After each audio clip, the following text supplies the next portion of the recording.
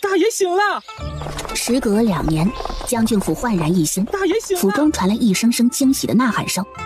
一女子身穿素色翠纹裙，身姿纤薄，脚下的莲步迈得飞快。她的身后跟着2个丫鬟，眉眼间满是喜色。哎，小姐，那先去买半酒。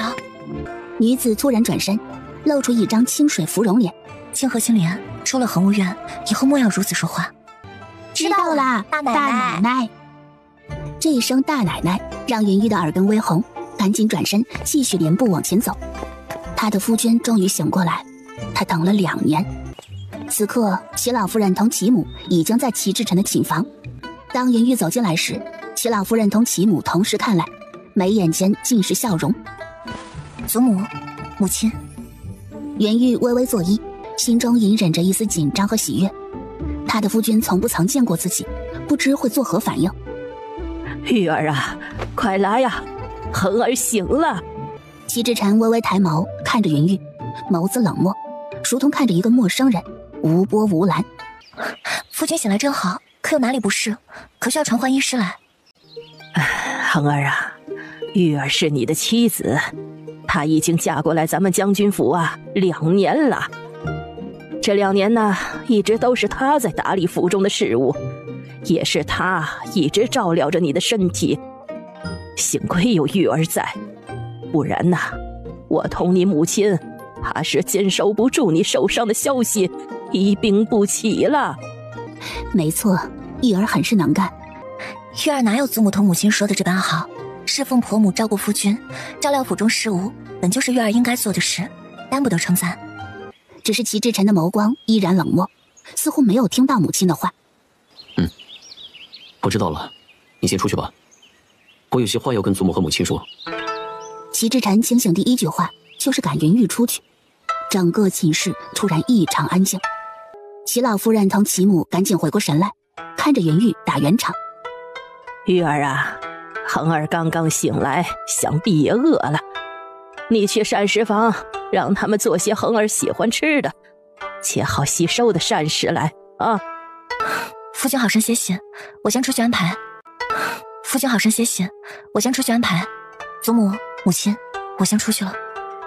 尽管有些措手不及，云玉却依然保持着往日的冷静和大方，挺直背脊转身离开。恒儿，虽玉儿不是你喜欢的姑娘，但是她嫁入我们将军府已经有2年，尽心尽力为府中操劳，你一醒来就冷落她，实在不妥。这可不是我们将军府的作风。不夸大说，如果不是玉儿，你不会这么快醒来。淑柔呢？为何祖母和母亲不让她嫁入将军府？她本来就是我的未婚妻。哼，不要跟我提什么沈淑柔。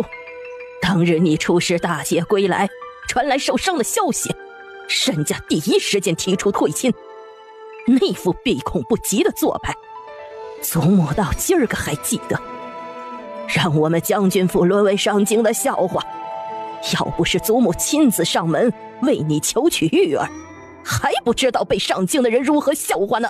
不是祖母亲自上门为你求娶玉儿，还不知道被上京的人如何笑话呢。齐志臣的眉头紧锁，半晌没有说话。幸好你醒过来了，老天保佑我们将军府，让你躲过此劫。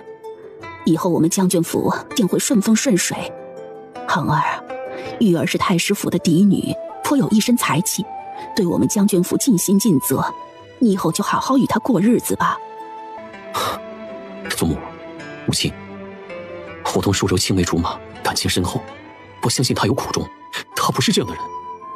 我早已答应她，这辈子只娶她一人，我心中也只有她。荒唐！说你娶了沈淑柔，置玉儿于何地呀？你可有想过，以沈淑柔的身份，她不可能委屈当妾的。所以我不打算让她当妾。你是何意思啊？博大生战的军功还没有下来，我打算用军功换取娶淑柔为聘妻。上京并不是没有这样的例子，我相信圣上会同意的。恒儿啊，你糊涂啊！我不同意。沈淑柔就这么好吗？母亲瞧着玉儿，不管人品、相貌、才气，都比沈淑柔更胜一筹，你为何就放不下她呢？母亲，普通树柔自小便地下回狱，我心里只有树柔一人。我相信，如果不是他的家人逼迫他，他是不会做出落井下石之事的。树柔他为人如何，你们往日不是赞不绝口吗？往日之事不可提，你可知当初沈家不仅当众退亲，更在第2日和赵家就定了亲。你若是做出这等事，可有想过上京中人如何看待咱们呢？现在这沈淑柔已经是他人的未婚妻了，这事儿啊你就甭想了，我是不会同意的。大哥，你可终于醒了，你都不知道这2年灵儿每日多希望看到大哥醒来，终于等到这一日了。齐之晨嘴角刚刚勾起来，准备和齐香菱说2句话，在见到云玉紧跟着走进来时，马上冷了脸。夫君，今日可有好些？今日好些了，没什么事你不必过来叶坤轩。这几日府中忙，我这里有人照看着，你不必来回跑。大哥啊，你们醒来时，嫂嫂一天来好几回呢。嫂嫂就算再忙都会过来看你，从来都不觉得累。怎么反倒你醒来就不让嫂嫂来了？我自有分寸。我正好去账房对账。夫君醒来，府中确实是很忙。既然夫君同灵儿有话要说，那我改日再来。他如同没事发生一样，转身就走。云玉走出易坤轩的大门时，清河同青莲嘴巴同样张得老大。小姐进去前后不过眨2眼的光景，这么快出来，不用说，一定是大爷有意驱赶。我们回吧。主仆3人走到易坤轩的垂花门，迎面和齐志晨的院中丫鬟碰上。小心着点儿，这装匣里面装的可是镶宝石梅花纹金顶簪，珍贵的很。小心着点儿，这装匣里面装的可是镶宝石梅花纹金顶簪，珍贵的很。就算将你我的脑袋摘了，也赔不起这金顶簪。2名丫鬟双手捧着装匣，小心翼翼地走进垂花门，正好看到云玉主仆3人，面色有些慌张地赶紧低头问安：“给大奶奶请安。”云玉的眸光落在他们2人捧着的装匣上，心中的阴郁烟消云散。主仆3人回了恒武院。小姐，大爷命人定做了镶宝石梅花纹金顶簪，一定是送给小姐的。大爷怎么知道小姐喜欢梅花？该不会是早就打听好啦，故意在人前冷落小姐，然后给小姐一个大大的惊喜吧？云玉听着他不着调的话，脸上也难得出现羞涩。李嬷嬷在一旁看着，嘴巴挑了挑：“嘿呦呦，也不知道是谁呀，昨个一口一个大爷被猪油蒙了眼，现在知道自己眼拙心瞎了吧？以后这等话不要再说了啊，不然连累了小姐，或者让小姐心情不快，看我不撕了你的嘴。”是我有眼无珠，是我猪油蒙眼，是我眼拙心瞎，嬷嬷说的都对。云玉同清河相视而笑，恒武院的气氛犹如拨开乌云见月明般晴朗起来。这还没说2句，云玉的外室丫鬟青梅匆匆走进来。发生了什么事？我看到大爷派人送了一个装匣去神府，听着那2个小厮的话，装匣里面的那镶宝石梅花纹金顶簪，这样的金顶簪正是上京最受欢迎的款式，各大世家小姐想买都买不到。我以为听错，特意跟了一路去神府，果然见到那2个小厮大声说着这是大爷送给沈淑柔的。青梅的话音落下，整个恒武院变得异常安静。刚才青莲打趣的话，此刻听来很是讽刺，如同巴掌打在云玉的脸上。青莲急得快哭了，从来没有这般恨自己说过的话。小姐，青梅。云玉声音清冷，打断青莲的话：“你送信回太师府，家中可有回话？”老爷说小姐终于等来好日子了，让您跟大爷好好过日子，不必记挂家里，家中一切安好。平常的一句话，此刻听来如刀子剜着他们的心。那就好。大爷醒来，最近府中一定很繁忙，绣房今日肯定也在赶制大爷的衣裳。刚才说的事情不急，最近没什么事，你们就不要出恒武院。你们跟着我这2年一直在奔波操劳，就趁着这些日子好好歇歇。小姐放心，奴婢不会出去的。早知道大爷醒来会这样，那还不如青莲。你伸着我性子，如果跟在我身边不能守规矩，那就回到太师府去。小姐，小姐，奴婢知道错了，奴婢以后一定守好规矩，绝对不乱说话。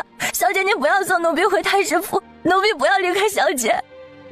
既已知道，你去书房抄写1遍女死书，没有抄写完不得出来。是，小姐。金河，我记得你在恒武院的小厨房做了红豆羹，书房闷热，去给青莲送去1碗吧。奴婢这就去。李嬷嬷看着云玉，叹了一口气。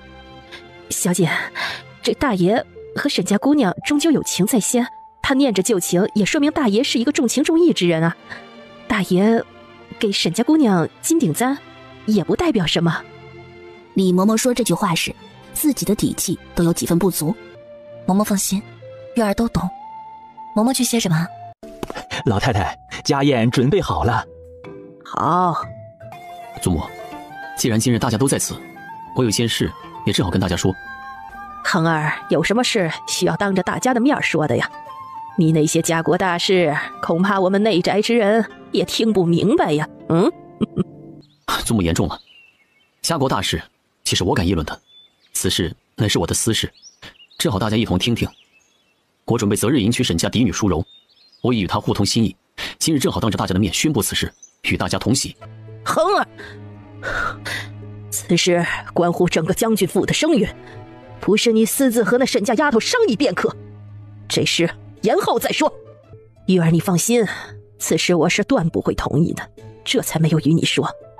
祖母放心，玉儿没有多想，夫君念旧情倒也可以理解。如若沈家姑娘想要进门，用娶字不妥。此事还没有定论。齐老夫人对着林嬷嬷打了一个眼色。此事还没有定论。齐老夫人对着林嬷嬷打了一个眼色。林嬷嬷马上会意，赶紧将在场的其他人全都劝出去。恒儿，祖母把话放在这儿，有我在的一天，我是断不会让沈淑柔进门。我只认玉儿这个孙媳妇。玉儿明白，家宴的事情还有许多需要校验的后续，玉儿先行告退，祖母同母亲、夫君商量此事即可。说完，他一脸平静离开，不曾看齐志晨一眼。你也出去吧。老太太看了眼齐母，低声说道：恒儿啊，你仔细与我说，你娶沈淑柔确实是为了当初和她的情吗？祖母，我明白你们的意思，云玉确实很好，只是同淑柔对比，她就弱上一些。如果老太师还在世，那她的家世确实很好，只是现在的太师府只剩下一个空壳。他的父亲作为礼部尚书，身边没有一个得力的手下，终日忙着科举应试，没有实权。往日老太师的门生会给老太师脸面，却不一定给礼部尚书脸面。往日老太师的门生会给老太师脸面，却不一定给礼部尚书脸面。云玉确实有一个姑母在宫中，只是淑妃生下五公主之后就再也没有所出。现在的局势瞬息万变，我们将军府也必须做出应对之策。我之所以非沈淑柔不娶，一来她有一个强大的家世，她的父亲作为兵部侍郎，手握调兵权，与我有大用。而沈淑柔的姑母梁妃生下的六皇子，比玉云的姑母更胜一筹。如若你迎娶沈淑柔，上京必定会招来一片骂名，这可对于你的名声不是好事啊。至于我的名声，我凯旋归来，功高震主，有时候骂名也不见得是坏事，说不准是好事呢。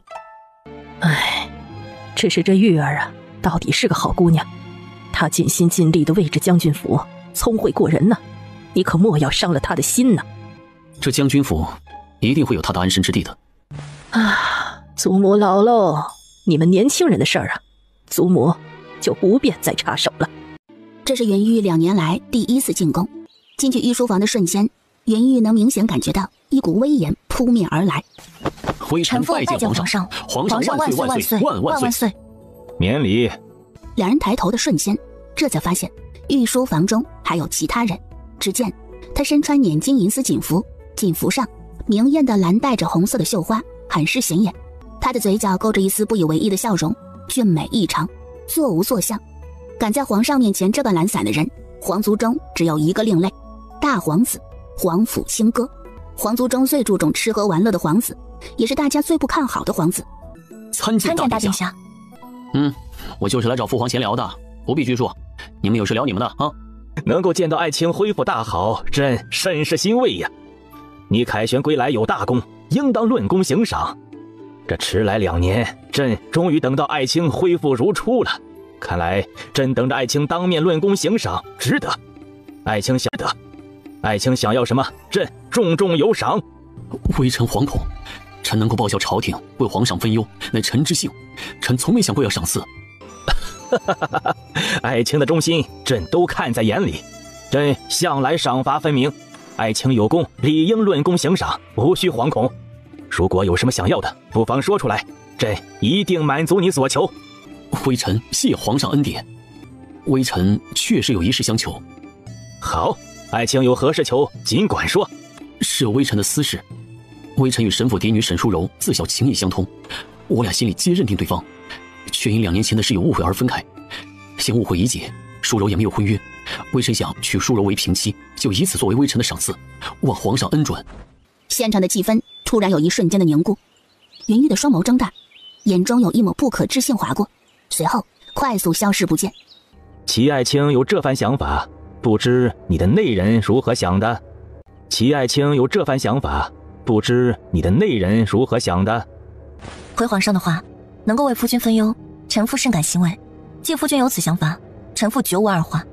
话音落下，皇甫清歌突然哈哈大笑起来。有意思，想不到齐将军也是这等贪慕美色之人呐！有一个娇妻还不满足，竟然还念着府外的美人。将军夫人也甚是有意思，将自己的夫君拱手让人呐！啊！云玉的身体一僵，就算齐志臣如何冷落他，也没有大皇子这一番话来得让他无措。大殿下说笑了，夫君既有娶妻纳妾之心，臣妇作为正妻，理应是为夫君分忧，为将军府的子嗣开枝散叶。微臣只是不想辜负从小与微臣定亲的未婚妻。好，自古以来，男子3妻4妾皆是常事。既然齐爱卿和沈家千金情投意合，朕又怎可做棒打鸳鸯之事啊？朕准了。谢皇上恩准。云玉回将军府的第一件事就是来到宝墨堂，给齐老夫人禀报进宫的事宜。这10多箱嫁妆也跟着他来到宝墨堂。这皇上啊，还是念着恒哥的好。虽说这赏赐是迟了2年才赏下来，却也是恒哥用命换来的呢。我家恒哥军功赫赫，换来这点赏赐也不为过。咱们内宅女子能够做的，就是让恒哥无后顾之忧，将内宅打理得妥妥当当的。你说是吗，玉儿？齐母看着院外的10多箱黄花梨箱子，满脸自豪，故意说话让云玉听。这院子外的10多箱赏赐，乃是淑妃娘娘赏赐给玉儿的嫁妆，今日才让玉儿带回来。夫君在圣上面前用军功换迎娶沈淑柔为平妻，至于圣上的其他赏赐，想必晚些会送到将军府来。玉儿在御书房面见圣上之后，就到慈宁宫拜见了太后同皇后。齐老夫人的脸上火辣辣的，一辈子都不曾这样臊，而齐母也是满脸通红。刚才她有多自豪，此刻就有多无地自容。玉儿这次进宫的表现有当家主母的风范，不枉费当初老身亲自为恒哥去求娶太师府的女儿。祖母很是放心呐。玉儿，就算恒哥当着圣上的面要求娶沈淑柔，也不代表什么。咱们将军府的大奶奶呀，还是你。恒哥也是的，怎可这般着急呀？玉儿，你放宽心，就算沈淑柔进门，礼节上也断不会高了你去。玉儿并没有放在心上，夫君既然想要娶沈姑娘，早说晚说也还是要说的。玉儿还是要将淑妃娘娘送的嫁妆入册归类。如若祖母同母亲没有其他事，容玉儿先退下。玉儿就赶紧回去吧，这进宫1天呢，也累了。云玉款款站起来，对着他们2人点点头，转身离开。玉儿也是的，这嫁妆都抬到母亲的宝墨堂了，也不知道拿出来1、2件孝敬母亲。淑妃娘娘赏赐的嫁妆，必定是从淑妃自己的嫁妆里省出来的。不说玉儿愿意给，就是给了，你敢要淑妃娘娘的嫁妆吗？母亲，就算是不孝敬您，打开来看看也是可以的呀。打开来看，别人怎么想啊？会认为老身是觊觎孙媳妇嫁妆之人吗？这事儿若是传出将军府，他人会如何看待老身？母亲，儿媳没有这个意思。行了，如若你没什么事儿，就先回去吧。当齐志臣求娶的消息出来之后，第2日，由齐志臣亲自将聘礼送到沈府。据说那日的下聘之礼，从将军府的门口排到大街的尽头，可谓隆重至极。当青梅回来同云玉说起这件事的时候，他们几人全都脸色难看。这事是祖母同母亲操办的，我不过问。这老夫人同夫人这是何意啊？小姐才是明媒正娶8抬大轿抬进来的正妻。当初小姐进门，这将军府的聘礼只有6项，这是欺负小姐善良不计较，还是欺负太师府没有人呢？现在她沈淑柔进门却比小姐这个正妻还要隆重，这给谁看呢？他们这般过河拆桥，可有想过上卿之人如何看待他们？云玉的眸光清淡，对于齐志臣去沈府下聘的事毫不在意。他低眸看着手中的账册，终于将最后一本看完。青梅，这些账册我已经看完了，里面做了批注。你将账册重新带去给几家的掌柜，告诉他们，从今日开始，所有赚取的银两全部存进钱庄，另外留意一下京中哪些地段好的铺位，最好是在沈家铺位附近的，打听好之后让我过目。从今日开始，所有赚取的银两全部存进钱庄，另外留意一下京中哪些地段好的铺位，最好是在沈家铺位附近的，打听好之后让我过目。小姐放心，奴婢马上带去给几位掌柜。玉儿啊，来坐下。今儿个唤你来呢，是想告诉你，恒儿迎娶沈淑柔的日子已经定了，就在这个月20。看看你的意思呢？祖母同母亲既已选好日子，自是挺好的。哎呀，这日子算是定下来了，只是时间仓促啊，还有件事没定下来，想问问玉儿的意思。婚娶之事玉儿不参与，祖母同母亲做主便好。这事儿虽说玉儿你不参与，还是跟你说一声为好。因着选定日子略显仓促，府中来不及布置喜房，母亲想着你和恒儿当初的潇湘院也是空着，不如先当做喜房来用，等到哪日你和恒儿搬入潇湘院再腾出来，如何？玉儿要是觉得不妥，我们此刻安排喜房应该也来得及。祖母认为此事妥当吗？祖母认为此事妥当吗？玉儿听祖母的话。祖母也认为不妥，那此事我们再做打算吧。不过是一处喜房，府中没必要重新安排来浪费。我俩成亲已经2年，这处喜房也空了2年，留着也是无用。现在府中有喜事，也正好物尽其用，不必浪费了，就用潇湘院来当做喜房吧。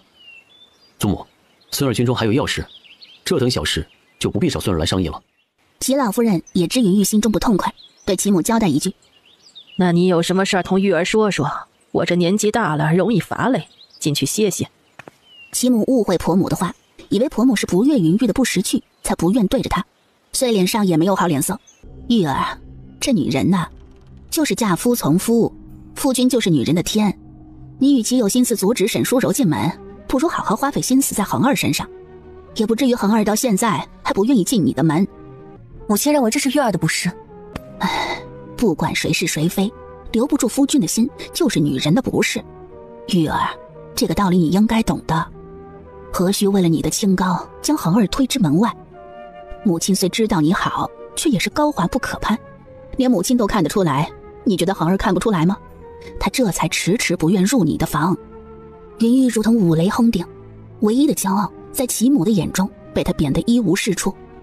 她略有几分狼狈地低下头，隐忍着眼泪不掉下来，低头恭敬地应了声：母亲说的是，玉儿身子不适，先行告退。齐志臣身穿喜服，将穿戴好凤冠霞帔的新娘子迎上花轿，8抬大轿将沈淑柔抬进将军府。这样一对比，当初云玉静悄悄地进门，反倒更像是妾室，沈淑柔才是正妻。齐志臣一脸温柔地牵着沈淑柔的手走入将军府，门口的喜婆说着吉利的话语，齐老夫人同齐母坐在正殿的正中央，看着一对新人走来，两人的脸上洋溢着喜色。吉时已到，新人就位，准备行礼。内阁大学士的夫人李氏也被邀请其中，平日最看重礼仪，见到这般情景，不禁蹙了眉。我说秀华呀，将军府有你掌家，就是这般管家的。不知赵夫人所言何事？齐将军今日娶的是平妻，按照规矩理应有正妻在场，这环视一圈都没有看到老太师的孙女，所谓何事？还有，沈家之女嫁到将军府是平妻之位，穿着大红凤光霞帔和正妻毫无二样，这像什么话呀？古言有之，平妻者低于正妻之位，嫁服理应是粉色或是浅蓝色。沈家这般大张旗鼓为自己女儿准备大红嫁衣，莫不是认为嫁入将军府是正妻之位吗？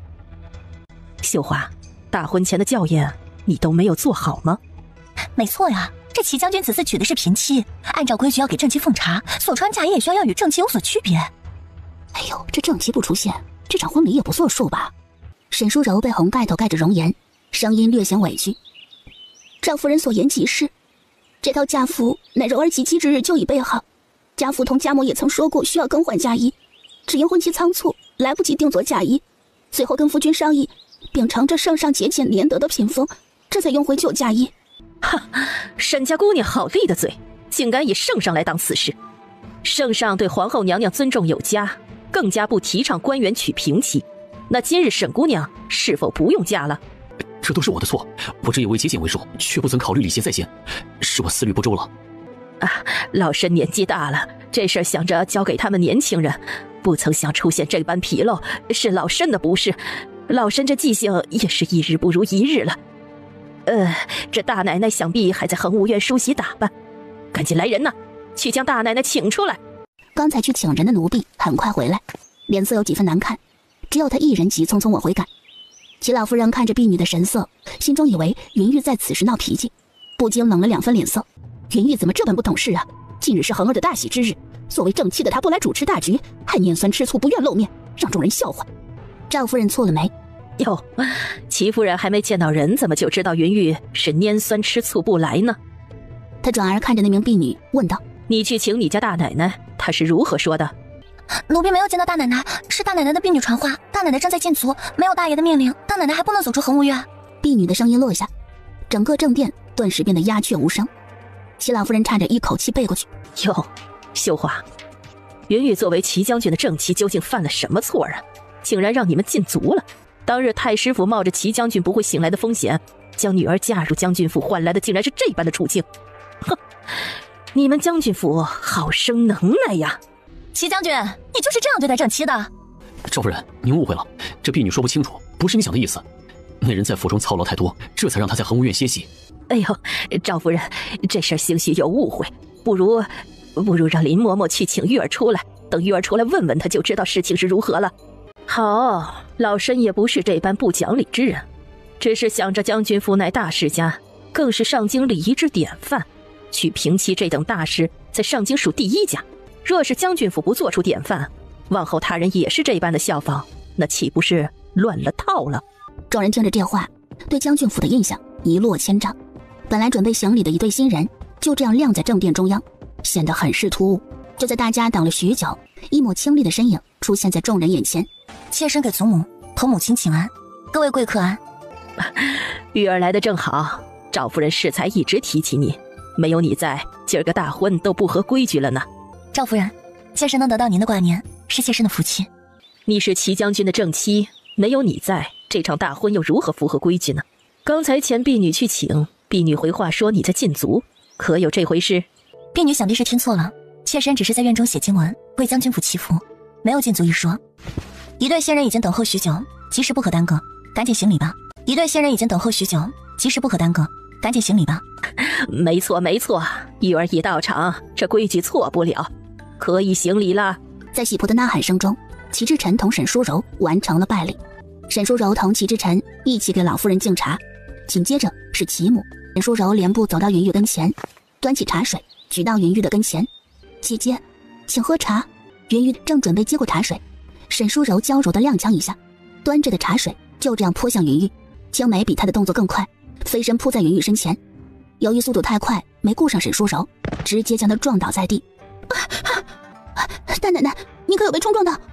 我无大碍，你衣裳尽湿，脱下换身衣裳去。是。妹妹想必今日是累坏了，连一杯茶水都端不稳。赵夫人的脸色一冷，哎呀，沈家姑娘到底是千金之躯呀，连一杯茶水都端不好。幸亏是泼到一个丫鬟身上，如若泼到老夫人身上，可就不好看了。都是妹妹太紧张了，这才不小心洒了茶水，幸好姐姐没事，不然我这心中难安。喜婆，再给我一杯茶水，我要敬姐姐。云玉接过沈淑柔的茶水，抿了一小口，她从青年的手中接过一个红喜带。妹妹，这是姐姐给你的红喜带，愿你同夫君永结同心。姐姐，莫不是你在责怪妹妹刚才的不小心？妹妹此话是何意？姐姐明明让你的婢女准备好见面礼，突然改为给红喜带，莫不是因为妹妹刚才的不小心让姐姐不快？云玉顺着沈淑柔所指看向青莲，青莲手中托着的正是她嫁妆之一的紫檀木托盘。齐母微微蹙了蹙眉，看着云玉劝她：玉儿啊，淑柔也是无心之举，你作为大奶奶应该有气度，这件小事就不要放在心上。你这准备之礼，既然淑柔看见了，也让大家开开眼吧。妾身没有将此事放在心上，既然母亲同妹妹误会，青莲端出来让大家看看，这确实是妾身准备给妹妹的大喜之礼，当年穿过的红嫁衣。再见到妹妹已经自己准备好红嫁衣，妾身这才让青莲退后。既然母亲同妹妹都认为妾身有私心，不亮出来是无法证明妾身的清白。齐老夫人差点直接一口气背过去，被齐母同沈淑柔的蠢气得浑身发抖。堂堂将军府头神府举办婚宴，竟是这般的没规矩，老身可是第一次见识。既然大婚之礼已经结束，老身年纪大了，担不得折腾，喜宴就不吃了。老身也愿一对新人永结同心，先走一步了。其他官家夫人看到云玉堂堂正西，竟得不到齐志臣的重视，也意兴阑珊，寻个借口同时离开。好好的一场婚宴，宾客走了大半。灵姐儿已经及笄，上京15岁的姑娘大多婚配。我想着呀，也是时候给灵姐说亲，这才让你们2人来出个主意。不知灵姐心中可有想法？我们可以先问问灵姐的意思。自是要问问灵姐的。不过灵姐儿一个深闺姑娘，终身大事啊，还得听父母之命，媒妁之言。我们先看看上京有哪些公子哥同灵姐儿般配，好筛选1、2。这事儿不若就交给玉儿来操办吧。玉儿心细，眼光好。柔儿对上京的大世家也很熟悉，他们府上的公子品性才情如何，我清楚。柔儿可以帮姐姐。玉儿啊，这事儿你怎么看呢？玉儿没有意见。好，这事儿啊就这么定了。你们2人共同操办灵姐儿说亲仪式。天色刚亮，云玉就从恒武院出发。玉儿给祖母请安。祖母，这是玉儿昨晚拟定的人选，请祖母过目。祖母就说这事情啊交给你，我最放心了。他仔细看着名册，半晌，眸色变深。侯府的大公子，白府的2公子，博侯府的幺儿，同赵府的大公子。玉儿拟定的这4人是上京现时最合适的人选。那玉儿觉得哪位公子最适合灵姐呢？赵家大公子。其他3位公子确实有大才，但于将军府没有太大助力。但是赵俊则不然，他是武将，有勇有谋，以后定有他出头之日。就算夫君不去带兵打仗，由赵军为他带领大军，将士还会忠于夫君。更何况赵府的第2子也是大才子之人，有望进科举3甲。这样一来，赵家集系文武双将，比其他3府更出挑。听着云玉的分析，齐老夫人不得不赞叹云玉想得长远。正在这个时候，齐母同沈淑柔结伴而来。母亲，刚才来的路上正巧碰到柔儿，柔儿给儿媳说了她选中的人选，儿媳看着很是不错。前国公府的大公子。没错，正是前国公府的大公子。虽老国公故去，前国公府没能袭爵，改回宋府，但是老国公遗留下来的财富足可让宋府富足3辈子孙。前国公府的大公子。没错，正是前国公府的大公子。宋府大公子是最合适的人选，而且宋府同我的娘家有点交情，若是由我去说亲，一定能成。母亲，淑柔说的这个宋府大公子确实是一个良人。说是我家灵姐嫁到宋府去，以后肯定是享福的。宋大公子也是有大才之人，以后说不准还能承袭老国公的爵位，那我们灵姐就是国公府夫人了。玉儿啊，这事儿你怎么看呢？妹妹选的这个宋府大公子按说是不错，只玉儿曾听说宋夫人之死与宋大公子有点关系，这才没有考虑到宋府大公子。宋夫人的死同宋大公子有关系？宋夫人的教养嬷嬷同我母亲院中的赵嬷嬷是姐妹，她曾经提起过宋夫人乃是宋大公子气死，这其中缘由玉儿没有深究，所以也就没有将宋府纳入名单。姐姐有所不知，你所说的教养嬷嬷在宋夫人死后被宋府撵出府去，一般大户人家的家奴怎么会被主家撵出去啊？你所说的教养嬷嬷在宋夫人死后被宋府撵出府去，一般大户人家的家奴怎么会被主家撵出去啊？肯定要是犯下不可饶恕的大错才会撵出去，这样品性的家奴说出的话又如何让人信服？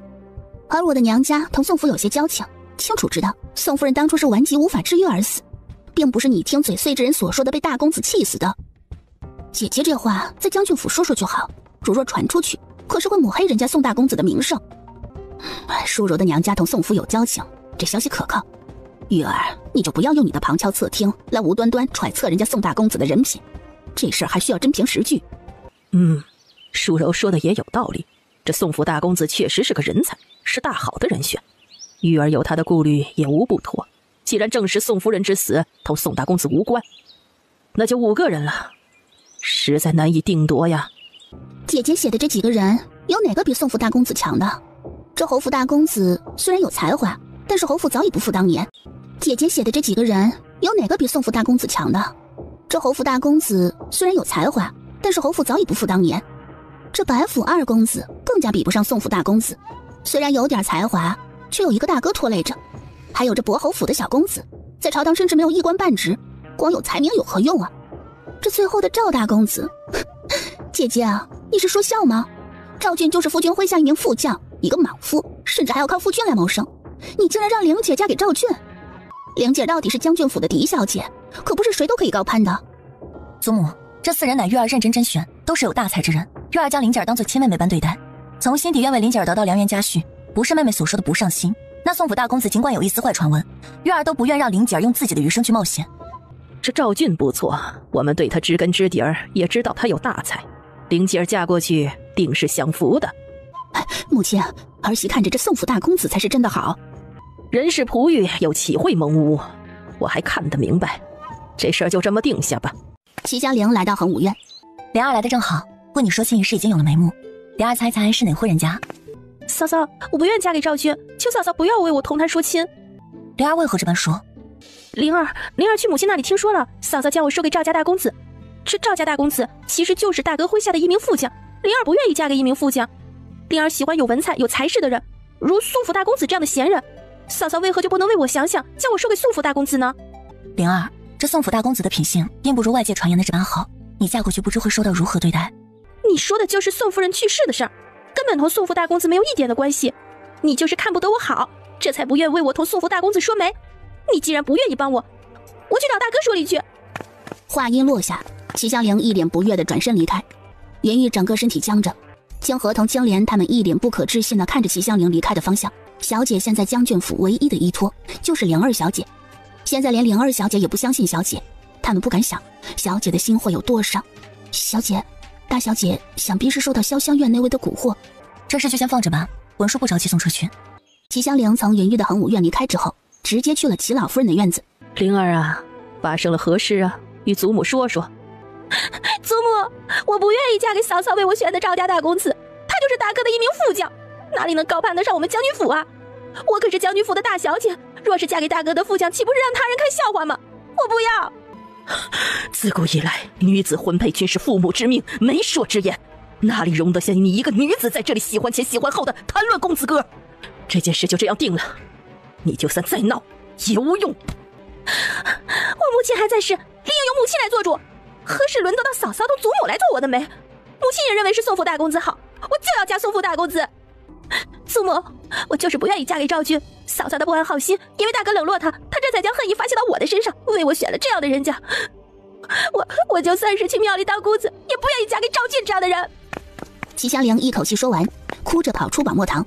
齐老夫人刚刚睡好的一口气，听着齐香菱的话，再次呼吸不上来，直接晕了过去。来人了，老夫人晕了，快来人啊！你进来，我有话同你说。云玉连步走入恒武院。夫君有何事与妾身说？灵儿说的不错，上京这么多家公子哥，你为何独独选中赵俊？具体缘由妾身已同祖母说过，如若夫君想知道，妾身可以再多说一遍。妾身选定的4人皆是上京有大才的公子哥，家境殷实，人品上佳。林姐嫁过去可以享福，之所以觉得赵家大公子更胜一筹，是因为赵家大公子有勇有谋，又在夫君麾下担任副将一职，假以时日必当重任。赵府2公子也是有大才之人，将来是科举3甲人选。赵家这样的文武双馨之家，在上京不可多得。退一步说，倘若哪天夫君退居前线，也有赵家大公子为夫君打头阵。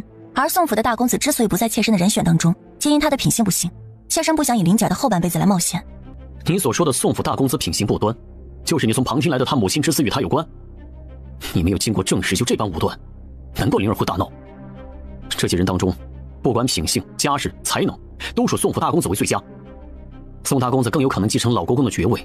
你所说的宋府大公子品行不端，就是你从旁听来的他母亲之死与他有关？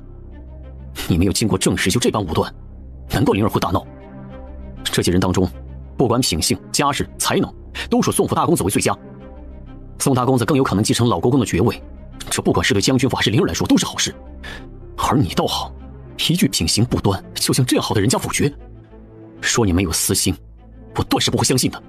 这掌家权交到你的手中，就是任由你这般胡作非为。既然你连灵儿的亲事都无法服众，这掌家权就让给舒柔吧。想必舒柔也乐于做这件事。我同赵家大公子毫无交集，夫君何须为了夺掌家权而辱没妾身呢？今晚妾身会整理好府中账册，明日辰时在母亲的廖心斋，务必请夫君一同前来。这掌家权妾身愿意交出，今日交出掌家权，他日妾身绝不掌家。你记好今日所言，他日莫要后悔。你放心，我齐志晨从来不做后悔之事。话音落下，他大步离开恒武院。姐姐，听夫君说，你今日准备将掌家拳上出来，可准备好了？到时候可不要说准备不妥当，不愿撒手。妹妹放心，只怕你接不住。姐姐放心，妹妹其他事不敢打包票，这掌家一事，妹妹一定能够接住。只怕姐姐不舍得放手，这就另说了。袁玉勾起一抹高深莫测的笑容，深深看着沈淑柔一眼，从容不迫地走进妙兴斋。玉儿给母亲请安。起来吧，你这次为灵姐儿选亲确实做得不妥，也不能怪恒哥将掌家权收回来。母亲说的是。好了，既然大家都来齐了，那就转交掌家权吧。在移交掌家权之前，妾身有一事不明，正好母亲同管家也在此，妾身正好向大家问明。夫人请说。这掌家一事移交前理应账目分明，不知是否正确？移交掌家权当然要清算账目啊，不然你欠下账目，难不成让我们填补？2年前你接管掌家权，母亲同管家也是将账目算清才交给你。没错，既然姐姐要交出掌家权，理应将账目理顺，方显公正。大奶奶所言极是，的确要理清账目。今日就可以当着众人的面理清账目。既是账目分明，妾身在管家期间欠下的账同填补的账是否一并算清？没错。既然大家认可我说的话，那就好办了。我手中这本账本记下了这2年来府中下人的月钱，还有各大院主子的月银，府中开销的补贴不多，共计12000两。这笔数目如若真的是姐姐填补，我掌家后可先填补上，区区12000两，我还以为是多大的事啊！姐姐绕这么大的弯子，就是为了说这事儿。有妹妹这句话，姐姐就放心了。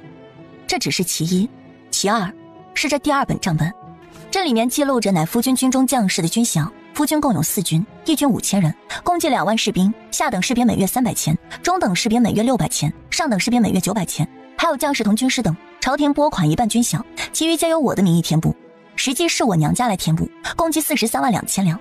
这里的每一笔军饷发放都有各位将士的名，记录清晰。夫君同母亲可校验。妾身想着夫君既已醒来，以夫君的能力，想必不需要继续由我娘家填补军饷，这笔数目，夫君刚才已经答应填补上。云玉的一番话让在场所有人全都目瞪口呆。怎么大家都不吭声了？刚才进屋前，妹妹还在大言不惭要填补这笔数目，倒不是很多，区区40几万两，莫不是拿不出来？今日不清账，这掌家一权就无法转交。夫君既然逼妾身交出掌家权，莫不是没有做好准备？齐志晨身体一僵，心中被一口气堵着，却又无可奈何。你是恒哥的妻，就是这般逼迫自己的夫君。母亲说的可是让夫君继续用我的嫁妆。你已经嫁入将军府，你的嫁妆不也是将军府的？怎还分你我的？我朝有律法规定，女子嫁妆属于她自己的私产，夫家想占为己有，可向官府递交文书申请。母亲这话可是夫君之意，如若是，那就请夫君先向官府呈递文书。我从来不曾肖想过你的嫁妆，你娘家填补的数目，我会填补回来。只是姐姐说这么多数目，也不知真假，我们需带回去校验一二。校验是要的，既然管家今日也在此，以便校验清楚即可。这些账本虽说是副本，却也简单明了，不出1个时辰就可算清。齐志禅接过沈淑柔的钱匣，将里面的银票全数拿出来，一脸不悦地递给管家。拿去给他。这银票只有43万两，还差2000两的军饷钱，同12000两大奶奶的嫁妆填补。就在管家说完之后，空气凝固半晌，齐志禅缓缓抬眸看着其母：恒儿啊，母亲哪里有这么多银两啊？母亲是将军府的大夫人，这区区1万多两银票怎么会没有？母亲放心，我会还给你的。恒儿，母亲是真的没有，不是不给。既然银钱不够，妾身补贴的银两可以先放一放。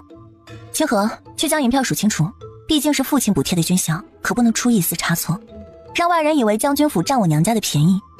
是，大奶奶。清河忍着笑意来到管家身边。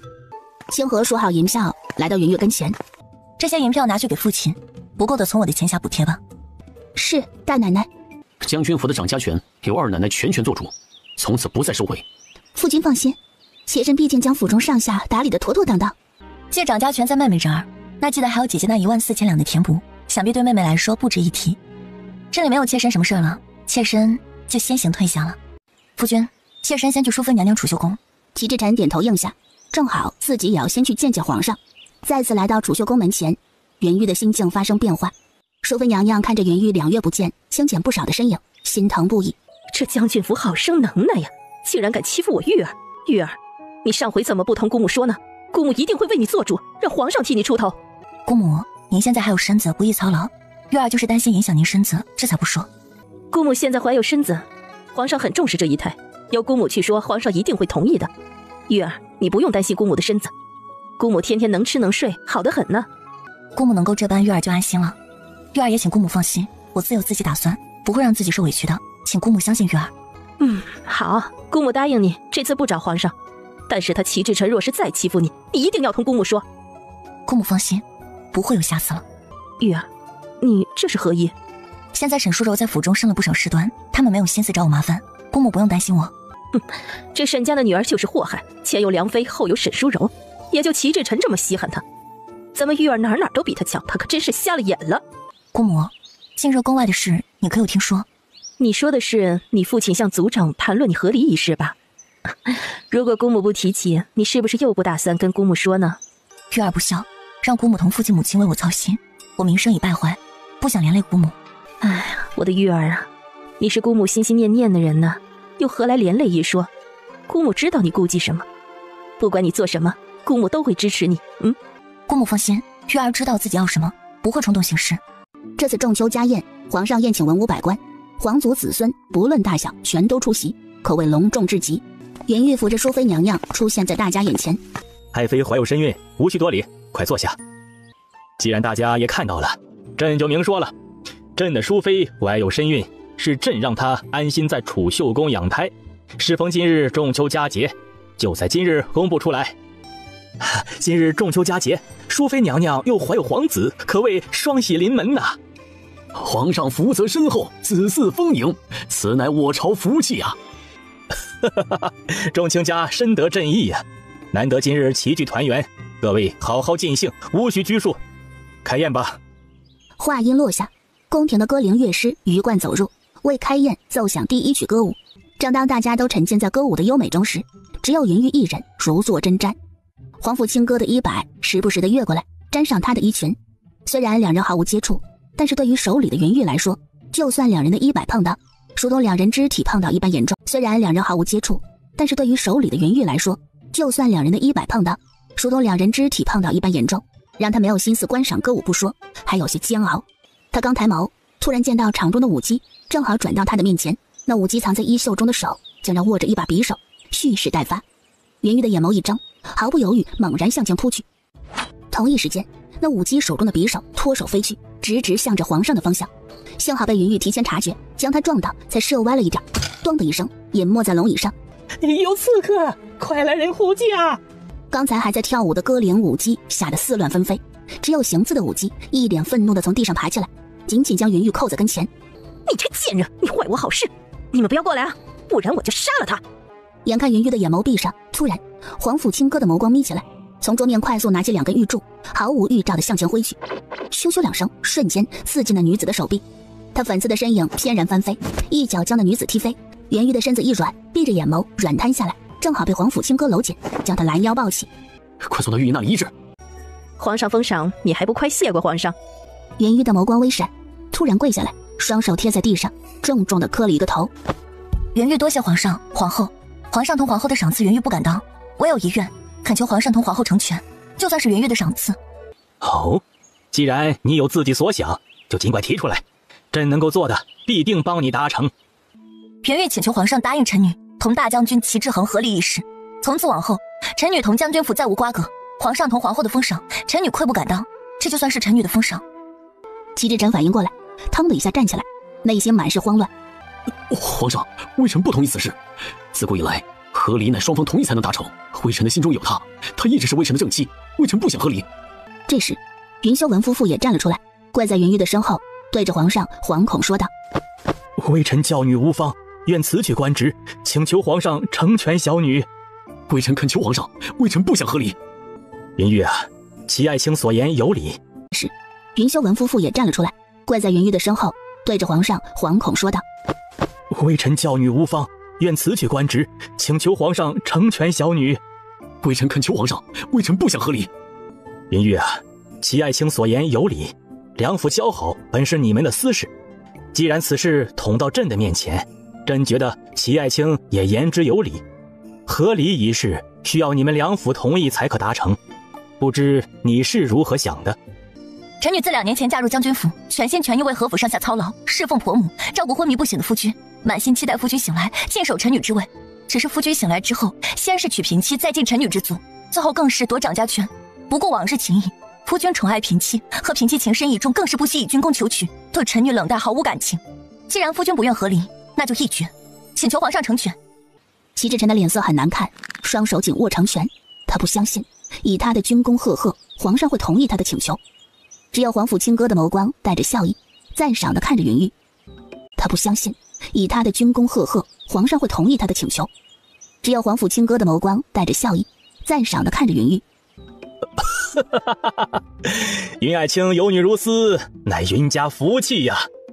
云玉今日护驾有功，舍身护驾，功劳重大。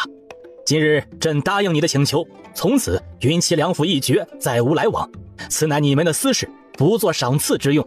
护驾之功，朕决定封云玉为县主，位居一品，赏县主府邸1座，赏良田1000亩，金银财宝100箱。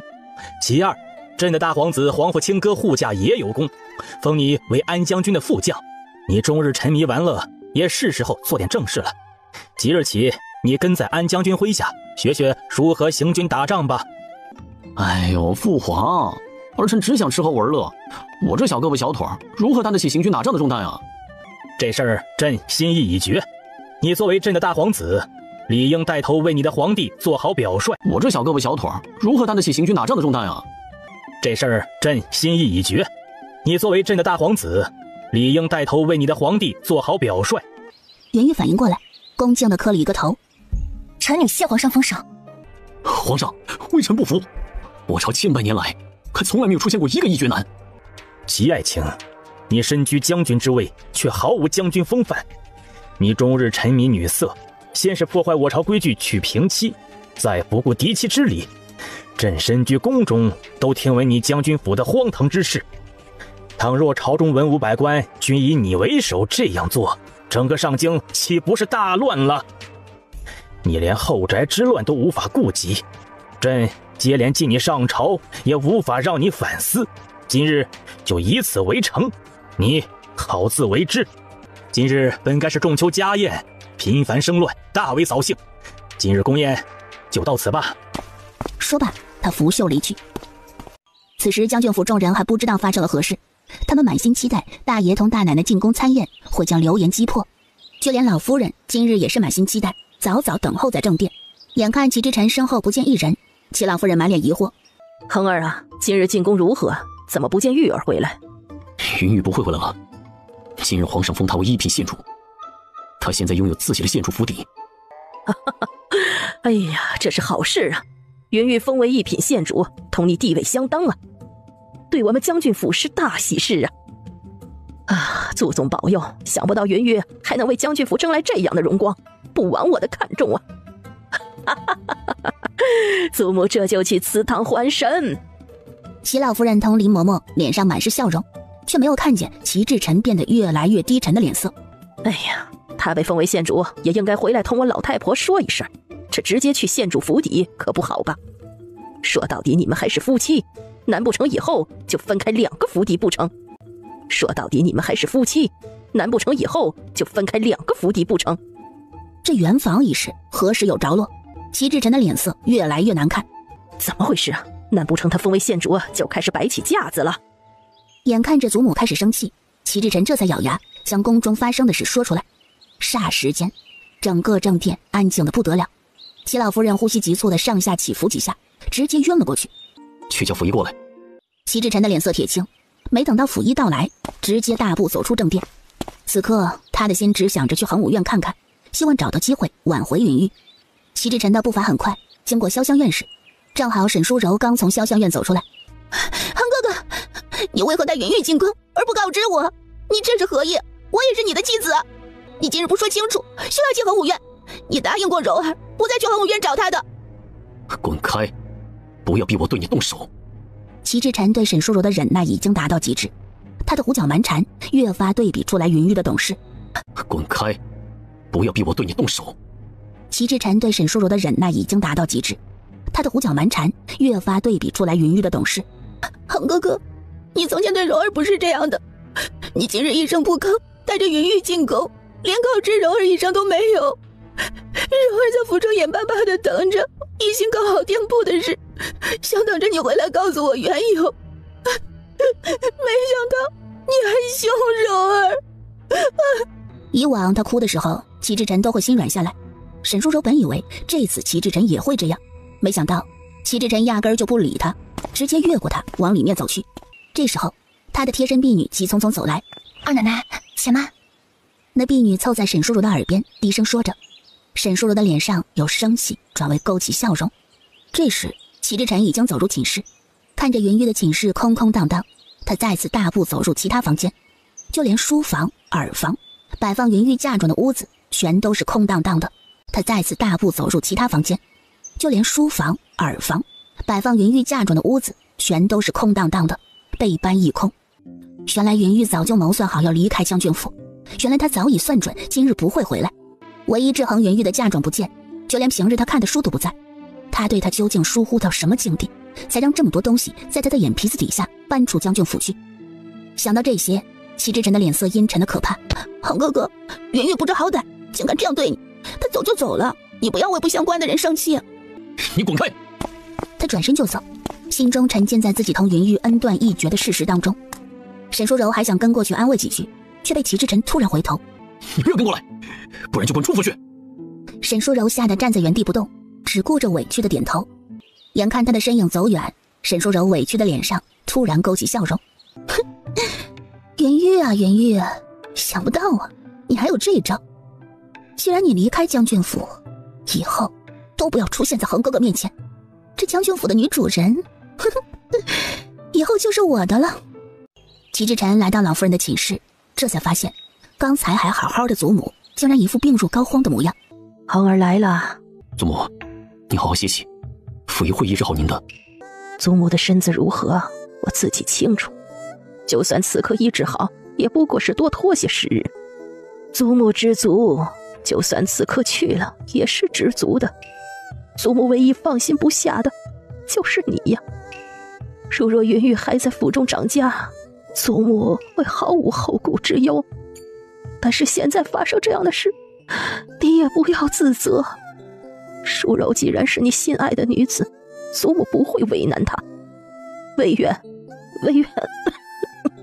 让云玉回来，与她共同长家。祖母，孙儿心中有云玉，只是之前被朱由蒙了眼，一直看不清。那就好，你现在看清也不迟。你们刚刚分开，祖母相信云玉的心还是有你的。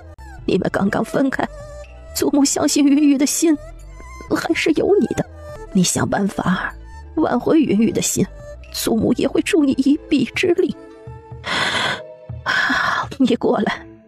齐志晨附在祖母的嘴边，听着他的交代，他的脸色很是低沉。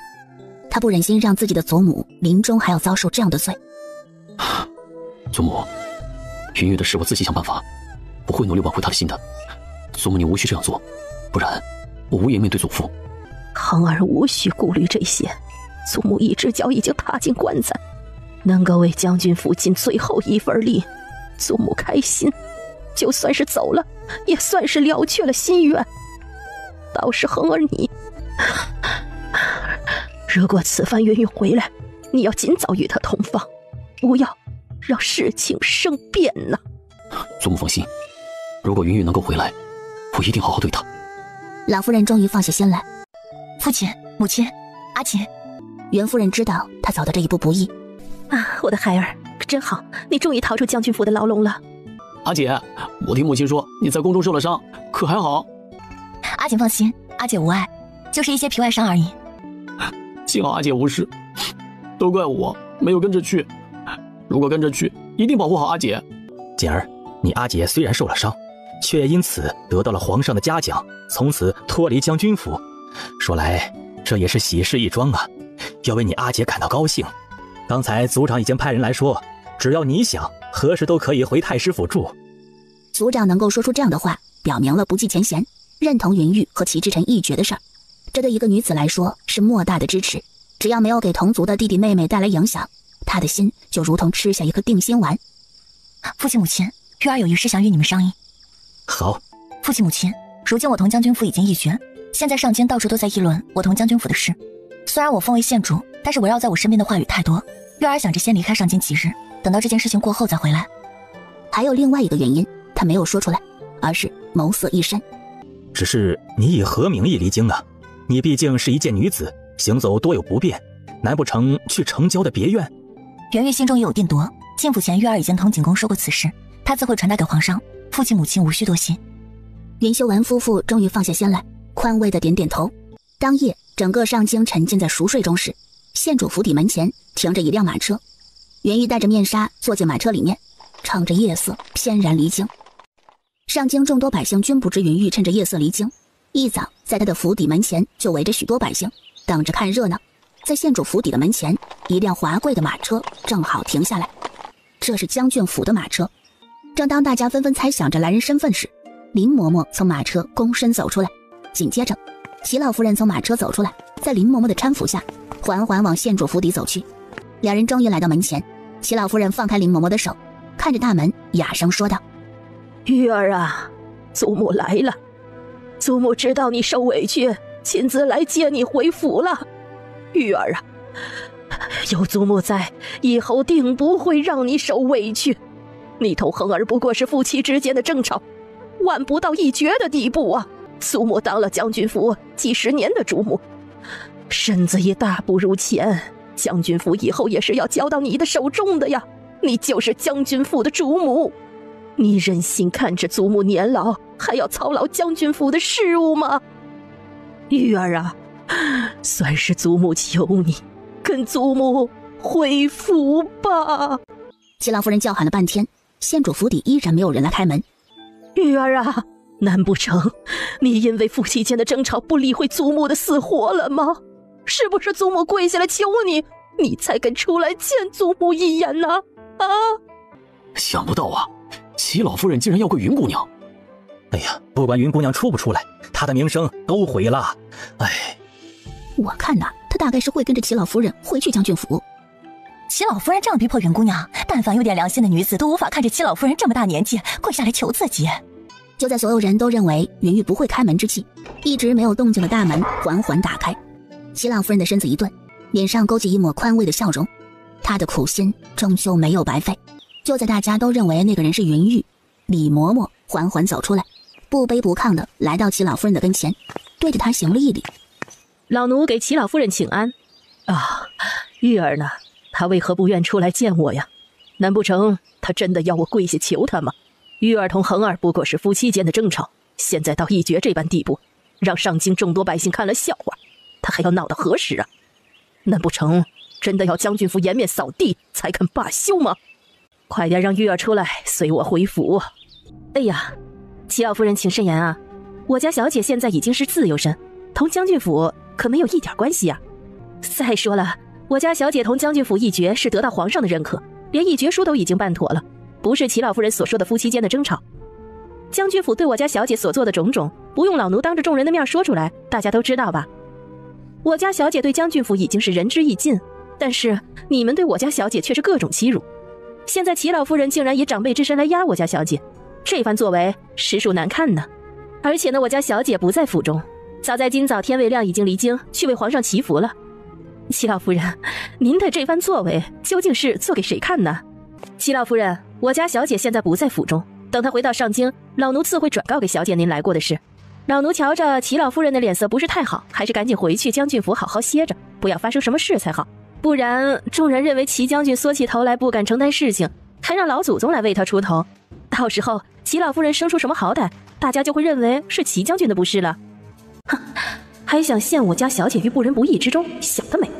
想必小姐早就猜到齐老夫人会有这番举动，这才着急出京的。李嬷嬷的这番话将齐老夫人的一切计划全都打破。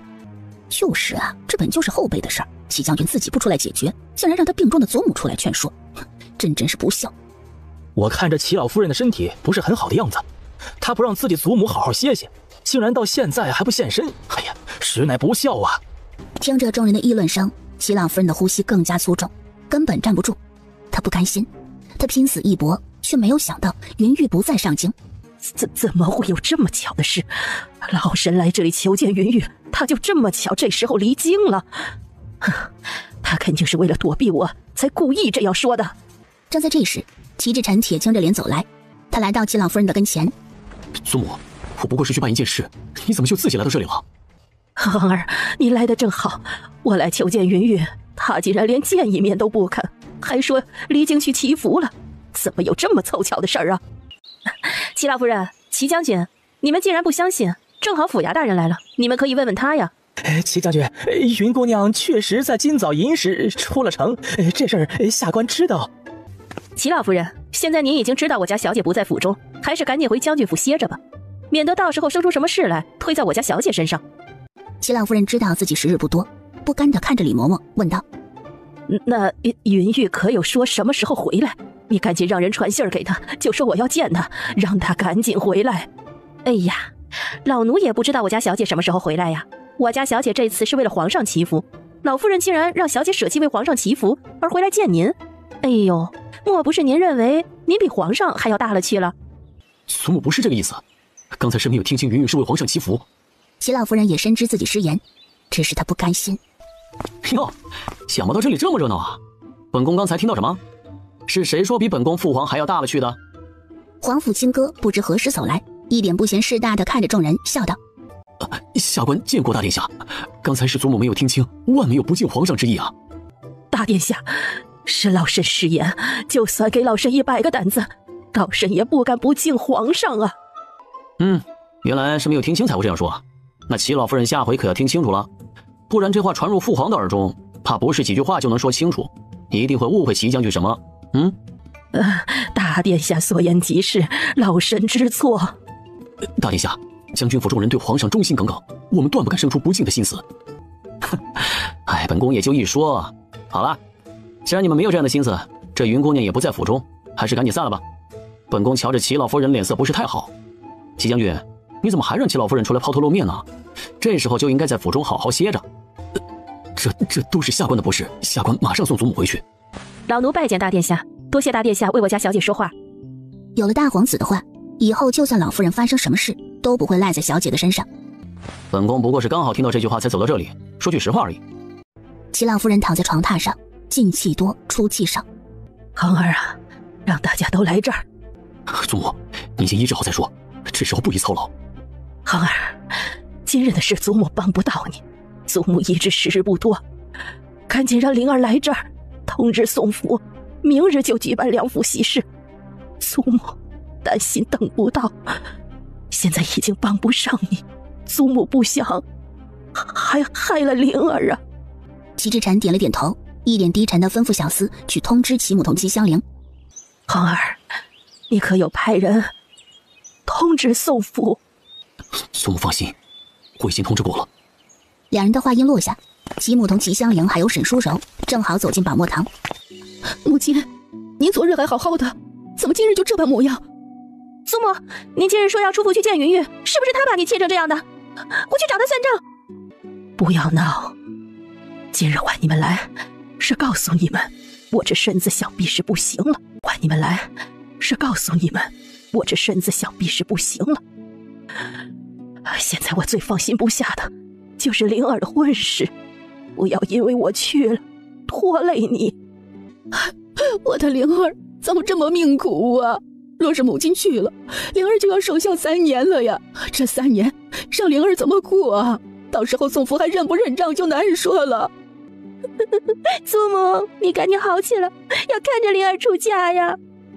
我还没死呢，你们不用着急哭，我已经同恒儿说好了，灵儿同宋府的婚事提前，明日你就嫁过去。祖母，母亲，我不要，我乃堂堂将军府嫡大小姐，这般仓促什么都没准备呢，就这样嫁进宋府，岂不是被人笑话死了？灵儿，你听话，你祖母现在这样的身子，随时都有可能去。难不成你真的守孝3年？到时候宋文安等不等你？你敢保证吗？你祖母现在这样的身子，随时都有可能去。不要胡闹！祖母什么时候病重不好，偏要这个时候？我不要！齐母同齐香菱当着齐老夫人的面说出这样的话，气得齐老夫人再次老脸通红。她活了一辈子，没想到最终临终竟然得不到儿媳同孙辈的重视，她不甘。齐老夫人想到这里，脸色涨红，突然眼睛一瞪：“你不想嫁就不要嫁，留在府中等日子吧。”嘿，都是一家人，哪里能真的生气啊？母亲，灵儿，祖母也是为了灵儿好，赶紧的起来，不要耽误医治祖母啊！齐香菱同齐母这才点点头，心虚的回头看着齐老夫人。等到他们回头，这才发现齐老夫人瞪着大大的眼睛，一动不动，脸上满是不甘。母亲，祖母，你不要吓我！溥仪着急忙慌，赶紧上前，将手探在老夫人的脉搏上。半晌，他整个人跌坐在地上。大爷，老夫人已经去了。老夫人本来还能挺几天，可是刚才气急攻心，提前去了。大爷，老夫人已经去了。老夫人本来还能挺几天，可是刚才气急攻心，提前去了。老夫人活生生被齐母同齐香菱气死了。齐志臣反应过来，脸色阴沉的可怕。齐香菱同齐母愣愣的跌坐在地，吓得赶紧对着齐老夫人磕头认罪。母亲，我不是故意的，我们是无心的，您不要来找我们。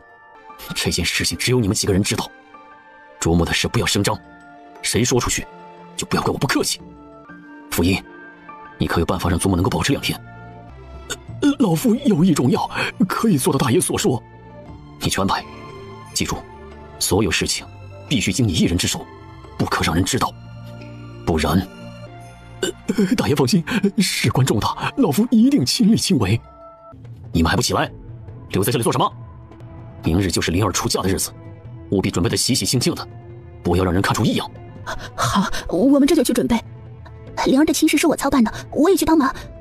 一辆雅致的马车从城门悄然驶入，袁玉端坐在马车中，脸上戴着面纱，手中捧着一沓厚厚的经文。清河坐在他的身旁。小姐，我们终于回京了，这几天发生的事想必已经告一段落。这事还要多谢赵嬷嬷，如果不是有赵嬷嬷帮忙，也不会如此顺利。还是小姐想得周到，知道将军府会趁机坏您名声，这才让赵嬷嬷暗中帮忙。幸好赵嬷嬷在将军府还有相熟之人，这才知道齐衡的事。罢了，不说这等恶心人的事，我们还是先回府吧。两人话音落下，马车继续加快。在马车经过的瞬间，香明阁2楼的窗口坐着一个身影。皇甫清歌饶有兴致地敲着桌子。哼，想不到还挺聪明的，知道提前出去躲。他的话音落下，门外传来几声脚步声，咿呀一声，两人从外推门而入，正是赵俊同赵伟两人。赵俊蹙着眉，一脸低沉。哟，发生了何事，让我们赵副将这般低落？难不成是哪家姑娘不长眼？赵俊抬眸看着皇甫清歌，勾起苦涩的笑容。大殿下，您就不要挖苦我了。大殿下，说不定以后你们两人能够一起共事。想不到以往是我跟在大殿下麾下办事，现在轮到大哥，我们兄弟二人与大殿下真是有缘啊。皇甫清歌听完，笑着看向赵俊，似乎不知道此事。这话是何意？难不成你不在骑士城那里当副将了？现在军营有一半将士被皇上收回去，有可能我也在这次的名单当中。我已经给将军递了信笺，只是将军还没有回复。大丈夫能屈能伸，就算离了齐家军营，你去哪儿都能成事。如果你被父皇收回，很大可能被派到安将军的麾下，到时候我为你举荐，你依然是副将。此刻还没有定论，说此话还为时尚早。多谢大殿下的好意，我以茶代酒，先敬大殿下一杯。臣女拜见太后娘娘、皇后娘娘。玉儿不必多礼，快起来吧。臣女谢太后娘娘。皇后娘娘也亲切地看着云玉。玉儿来的正好啊，本宫同母后正好说起你，你这就来了。多谢皇后娘娘挂念，臣女今日刚从邻国寺回来，为我朝同圣上祈福，只是臣女身份低微，担不得此重任，这才进宫求见太后娘娘。臣女素闻太后娘娘是礼佛虔诚之人，相信经太后娘娘之手，这平安符同经文才能发挥其作用。臣妾也认为是这个道理，经母后之手，也添上母后的心意，皇上必将万福安康啊。玉儿有心了，这经文颇有几分爱家的痕迹呀。玉儿心系我朝，幸亏此番离京，不然近日上京发生的事，你留下来有嘴也说不清了。此等事本就与玉儿无关，又如何说不清啊？母后所言也正是儿臣所想，只是有那等市井之人最喜捏造谣言，恐污了玉儿的名声呢。太后娘娘同皇后娘娘所说何事？莫不是这些天上京发生了什么大事？皇后娘娘看他一眼，见他确实不知，遂看了看太后娘娘，见他没有制止，这就把近日上京发生的事说出来。请太后娘娘、皇后娘娘宽恕臣女失态。齐老夫人对臣女很好，她突然离世，实在是让臣女意想不到，这都是臣女的错。如若臣女在京，还可送她一程。玉儿，你又何罪之有？你本意是为皇上祈福，也没有想到事情这般发展。怪只怪齐老夫人福薄，享受不到你的孝顺。若是有哪些碎嘴之人敢败坏你的名声，哀家定不会放过他们。若是有哪些碎嘴之人敢败坏你的名声，哀家定不会放过他们。皇后，这件事哀家就交给你了。你是一国之母，处理这等小事，哀家相信可以办妥。母后放心，儿臣谨遵母后之意。袁玉心中终于放松一口气，这就是他此次进宫的目的。只要太后娘娘或者皇后娘娘发了话，就没有人敢说他的不是。臣女多谢太后娘娘、皇后娘娘体恤，臣女能得到太后娘娘、皇后娘娘厚爱，实乃臣女之幸。你这孩子啊，哀家都说了，无需多礼，你这动不动就行礼，让哀家看得眼都花了。快坐下吧。玉儿心善，也就她这么好的姑娘，会有这般诚心为圣上祈福，也不知道哪家公子有这个福气，能入了咱们玉儿的眼。袁玉救了皇上，他也愿意卖他一个好，只是他最主要的目的还是拉拢云玉。多谢皇后娘娘挂念臣女，臣女这等身份还不想思考此事。适逢齐老夫人去世，她与我如祖母般的人物，臣女想为齐老夫人吃斋念经半月，以全我们往日情谊。玉儿有这份孝心很好，虽然齐老夫人与你没有关系，但是人心都是肉长的。哀家准了你的请求，这婚嫁一事啊，此刻不提最好。谢太后娘娘体恤臣女。他提着的心再次松一口气，现在躲过皇后娘娘的婚配，以后其他人若是提起此事，他还可以以此为由继续吃斋念佛。陷入府邸门前，袁玉正准备走入大门。夫人。袁玉缓缓转过身来，看着齐之臣走来，他蹙着秀眉。齐将军这记性真差，你的夫人在将军府，不要随意见到谁都叫夫人。我知道你还生着我的气，我有好多话同你说，我们进府仔细说清楚如何？齐将军，你果然容易忘事，不仅忘了自己的夫人，还忘记之前在皇宫发生的事。我同你已经没有任何的关系，男女授受不亲，圆月就不请齐将军入内了。玉儿，难不成你想当着大家的面在这里议事？我倒是无所谓，反正我是男子，有些提起话，就算当着众人的面说也是无妨的。就是你脸皮薄，你……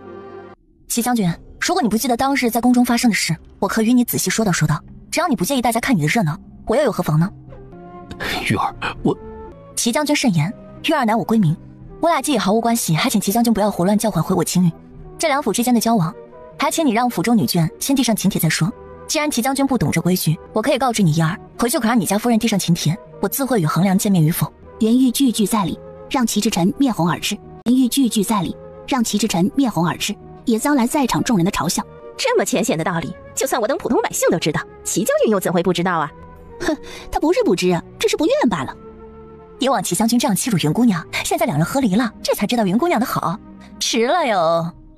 玉儿，就算我俩没有情谊，难不成祖母你也不理了吗？祖母还没过头七，你没能送她一程，真的不去给祖母上一炷香吗？齐恒，齐老夫人的事别人不知，难道你还不知吗？你非要我说清楚，让你颜面尽失才甘心吗？念在往日情谊，我自是会吃斋念经半月送齐老夫人一程。只是齐老夫人头七未过，你就赶着送齐香菱出嫁，实乃是恶心。我俩早已恩断义绝，不要说我这府邸你不能踏入一步，就是往后见着也要绕道走。清河，我们进去。而袁玉的话音刚落，李嬷嬷适时从府中走出来，挡在齐志臣的跟前。袁玉则头也不回地走入府中。哎呀，小姐回来了，老奴这就为您接风洗尘，赶赶晦气。四面八方的晦气啊，全都给我家小姐走开！李嬷嬷拿着扫帚，大喊大叫，在齐志臣的面前扬起一大片灰尘。齐志臣阴沉着脸后退了好几步。晦气赶走了，大家都散了吧。齐志臣冷着脸回到将军府，本以为能躲过众人的嘲讽，却不想一进府就看到沈淑柔哭着喊着走来。恒哥哥，你今日是不是又去找云玉了？你答应过我，以后都不去找他的，他都同你一决置将军府不顾了，你为何还要去找他？你哭够了没有？现在府中上下发生这么多事，你就是会哭哭啼啼，除了哭你还会做什么？但凡你有云玉一半的本事，将军府也不会落得这般境地。你现在开始觉得云玉比我好了是吧？当初你可不是这样认为的，你一直说柔儿是最好的，现在云玉离开了，你却开始后悔。可是你无论如何努力，都换不回他的心。齐之晨气得直接一巴掌挥在沈淑柔的脸上。齐恒，你又打我，这是你第2次打我。如若你不想要我这个妻子，那我就同云玉一样离开算了。云玉能被皇上赐封为县主，你能吗？离了将军府，你就是一个废人。将2人的送回潇湘院，没有我的吩咐不准出来。话落，他再也不顾沈淑柔，大步离开。当日我做的事情都是你们同意的，现在你却将所有事情推到我的身上，这不公平。在场的下人全都低着头，不敢说话，心中突然有几分怀念从前大爷没醒来，大奶奶长家的日子。而齐之晨一脸低沉，回到翊坤轩。大爷，今早赵副将送来名册，这是军营一半将士的名单，另外还有赵副将的请辞信，请大爷过目。贴身小厮不敢抬头看齐之晨的脸色，这一本名册背后的深意他们都明白，正是因为明白，这才感到害怕。齐之晨浑身的冷气嗖嗖地往外冒，脸色变得越来越低沉，半晌都没有动静。你去通知赵副将，就说我同意这些名册，连同他在内，你们所有人都滚出去。是大爷。小姐，今日鸡鸣还未响，就送来3张请帖，这会儿又有3张请帖要您赏花。中秋都过了，现在还有什么花赏？这赏花是假，想拉拢小姐才是真的吧？拉拢小姐是假，想给小姐说亲才是真。我家小姐貌美如花，才情满腹，现在是自由身，倒是他们有眼光，以小姐现在身份，自是可以挑选一户好人家。你们3个这会儿学会打趣你们家小姐了？有哪些请帖？给我看看。一共6张帖子，都在这里。这侯府、白府、博侯府都是我往日给齐香菱相看的人家，相看不成，此刻应他们相邀，实属不妥。清河，你备上厚礼，寻一借口替我回绝了吧。云玉将3张请帖放下，再次打开另外3张，眸光微沉。小姐，怎么了？这里面有德妃同梁妃母族的请帖。梁妃的母族可不就是沈淑柔的娘家吗？他们来凑什么热闹？难不成还想着小姐嫁到他们沈家去？这恐怕不是沈家的意思，而是梁妃的主意吧。云玉赞赏地看着清河。虽然我身在内宅，也知道最近大殿下进军营的事造成不小影响，只是梁妃这般心急，实属不该。小姐，那可如何是好？还能怎么办？德妃同梁妃都不是我能得罪的，先放着吧。他们相约的日子还不到。倒是赵夫人，她从前帮我说过话，这帖子自是要回的。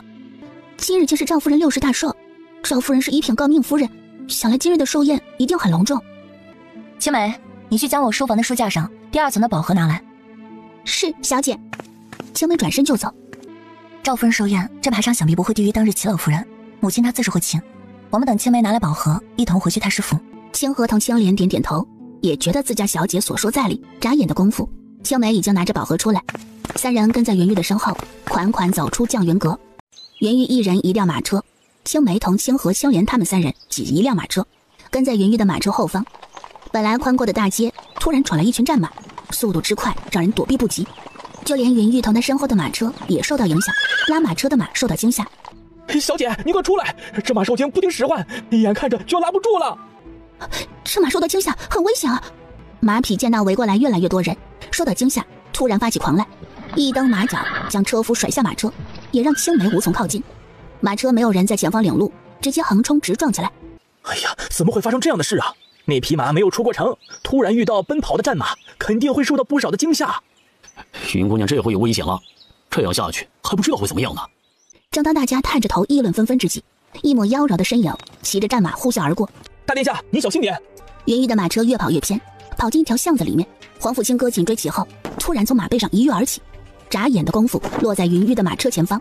在黄甫清歌的安抚下，那匹马突然安静下来。云姑娘，你怎么样了？我无事，多谢大殿下相救。这可不是我第一次救你，要道谢的话，你可是需要道谢2次。大殿下说的是，上回殿下相救，我还未来得及道谢，改日定将赠上厚礼。多谢大殿下救命之恩。这事以后再说，我扶你下来，这马车怕是不能坐了。多谢大殿下好意。我自己能走出来。好，你自己出来吧。这马匹受惊，不知道会发生什么事呢，不能耽搁了。说着，他率先退出马车，轻松落在地上。袁玉暗暗松一口气，只是他本就受到惊吓，他两腿发软，不过才躬身走出一步，就差点栽倒在地。幸好皇甫清歌一直关注着他，眼疾手快牵上他的手，将他一把拉入怀中，轻松抱着他。大殿下，请放我下来，这于理不合。你确定自己能够站得稳？不要逞强，这里没有其他人，你那些礼节暂时可以抛下。本宫不说你不说，不会有人知道的啊。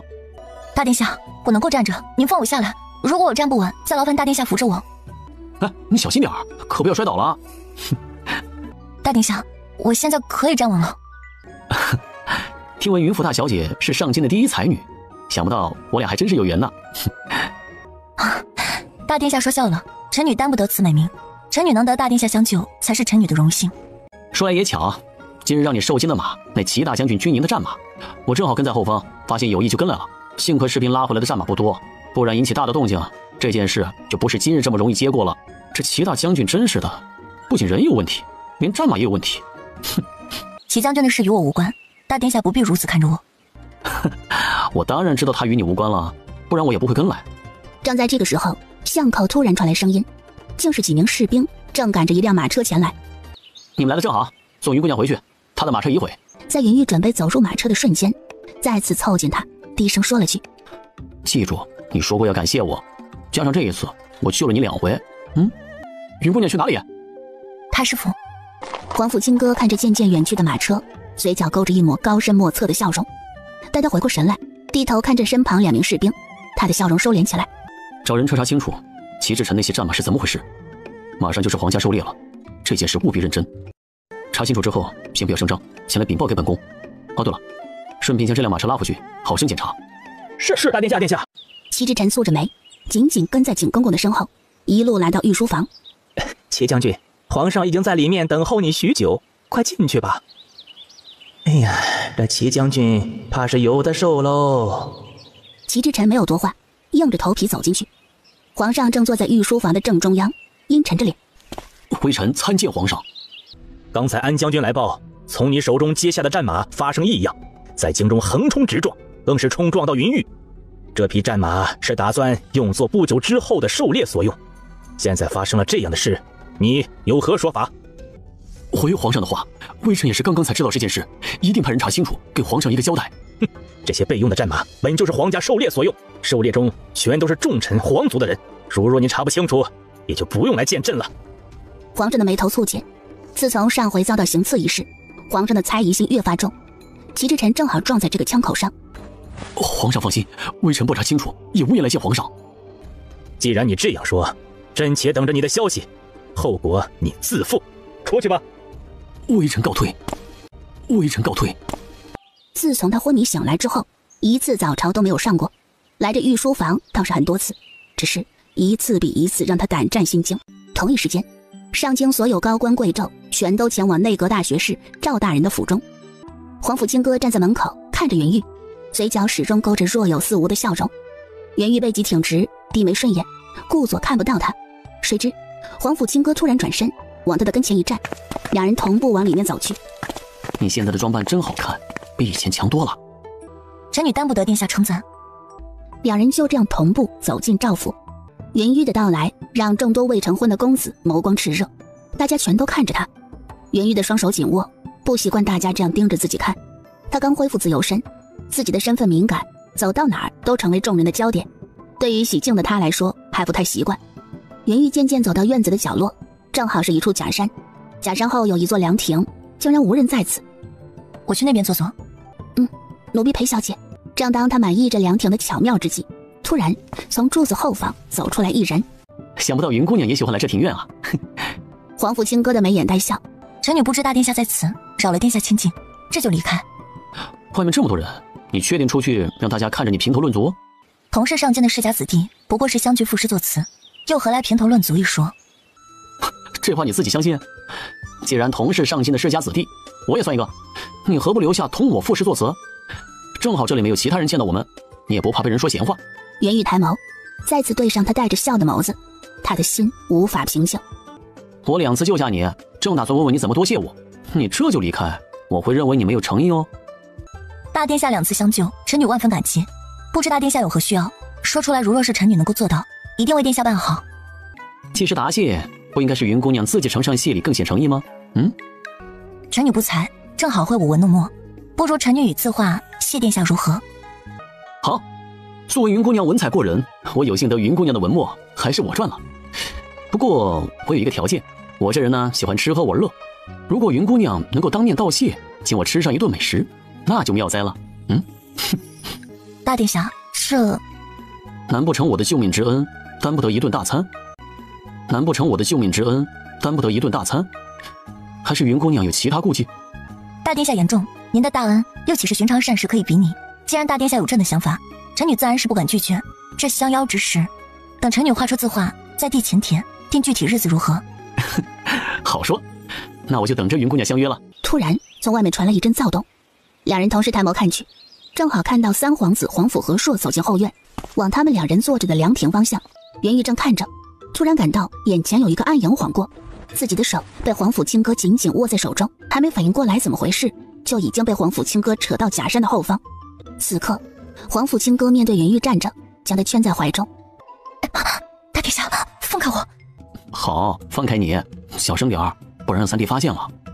我们两人本就没什么，就算是让三殿下看到，那又有何妨？你说的对哦。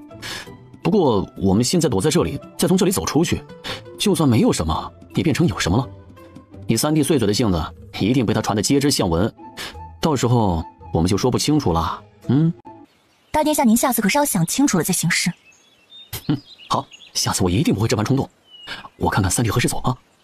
他往外探着头，这样的动作让两人更加贴近。他瞬间抬起头来，只是抬头的瞬间，朱唇轻轻印在皇甫清歌的脸颊上。袁玉如遭雷劈，他整个人僵着身体，顿时失去所有冷静。下次想亲我不要在这儿，免得被人发现了。我没有。袁玉从来不曾觉得时间过得这般煎熬，直到外面有小厮来报，喜宴准备开始，三殿下这才站起身离开凉亭。我们也出去吧。走吧。此刻的亭子已经坐着不少公子哥，还有少数几个世家小姐坐在对面，气氛融洽。玉姐姐，我哥哥乃大理寺少卿，也喜欢行雅令，亭中宝蓝色衣裳的就是我哥哥。听闻玉姐姐才华出众，我还甚是期待玉姐姐同我哥哥行雅令呢。袁玉眸光一闪，看着洛清婉，虽说他没有明说，袁玉却明白他这是何意。靖安王世子洛浩轩始终看着袁玉，眸底深处隐藏着一抹悸动。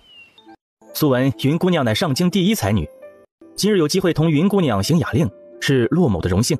对呀，听闻云姑娘满腹才华，今日一见才知道是才貌双全。我们洛世子虽为武官，才华也同样的出众，今日能够见你们二人行雅令，一定很精彩。我们已经开始期待了。这都是大家对我的美名，当不得真。既然洛世子相邀，那云玉就厚颜一试，还请大家不要见笑。见他答应下来，洛浩轩的眼睛一亮，开口就说出七言绝句。袁玉眸光一深，没有过多思虑，朗声对上洛浩轩的七言绝句。众人大喊一声好，一来二去之间，两人已经对了5、6首诗句，让在场众人叹为观止。哟，想不到这里这么热闹啊！本宫最喜欢热闹，来听听大家说什么乐子。皇甫清歌大摇大摆走进来，丝毫不顾大家会不会因为他的到来而拘谨，大大咧咧地坐在洛浩轩的身旁。本宫早就听闻云姑娘的才名，我俩这么熟悉，还没有同你行过雅令。既然靖安王府都安排好地方了，择日不如撞日，我们来行雅令如何？大殿下客气了，请殿下出对子。大家还在皇甫清歌那句熟悉中没有回过神来，再次因为云玉没有否认而震惊。他们何时变得这么熟悉？皇甫清歌勾起笑容，一脸慵懒地说出上联：爱国爱家爱姑娘。他含情脉脉地看着云玉，似乎这个对子正是对云玉所说。防火防贼防公子。云姑娘这对子很是工整啊。皇甫清歌的眸光始终是慵懒的，眉头轻轻一挑，没有不悦的心思，勾着笑容继续说出另一个对子：赏花赏月赏美玉，思家思国思社稷。好。其他人暗暗佩服云玉的集才，他能将大殿下这充满深意的对子转化为家国情怀，可见他的胸怀宽广。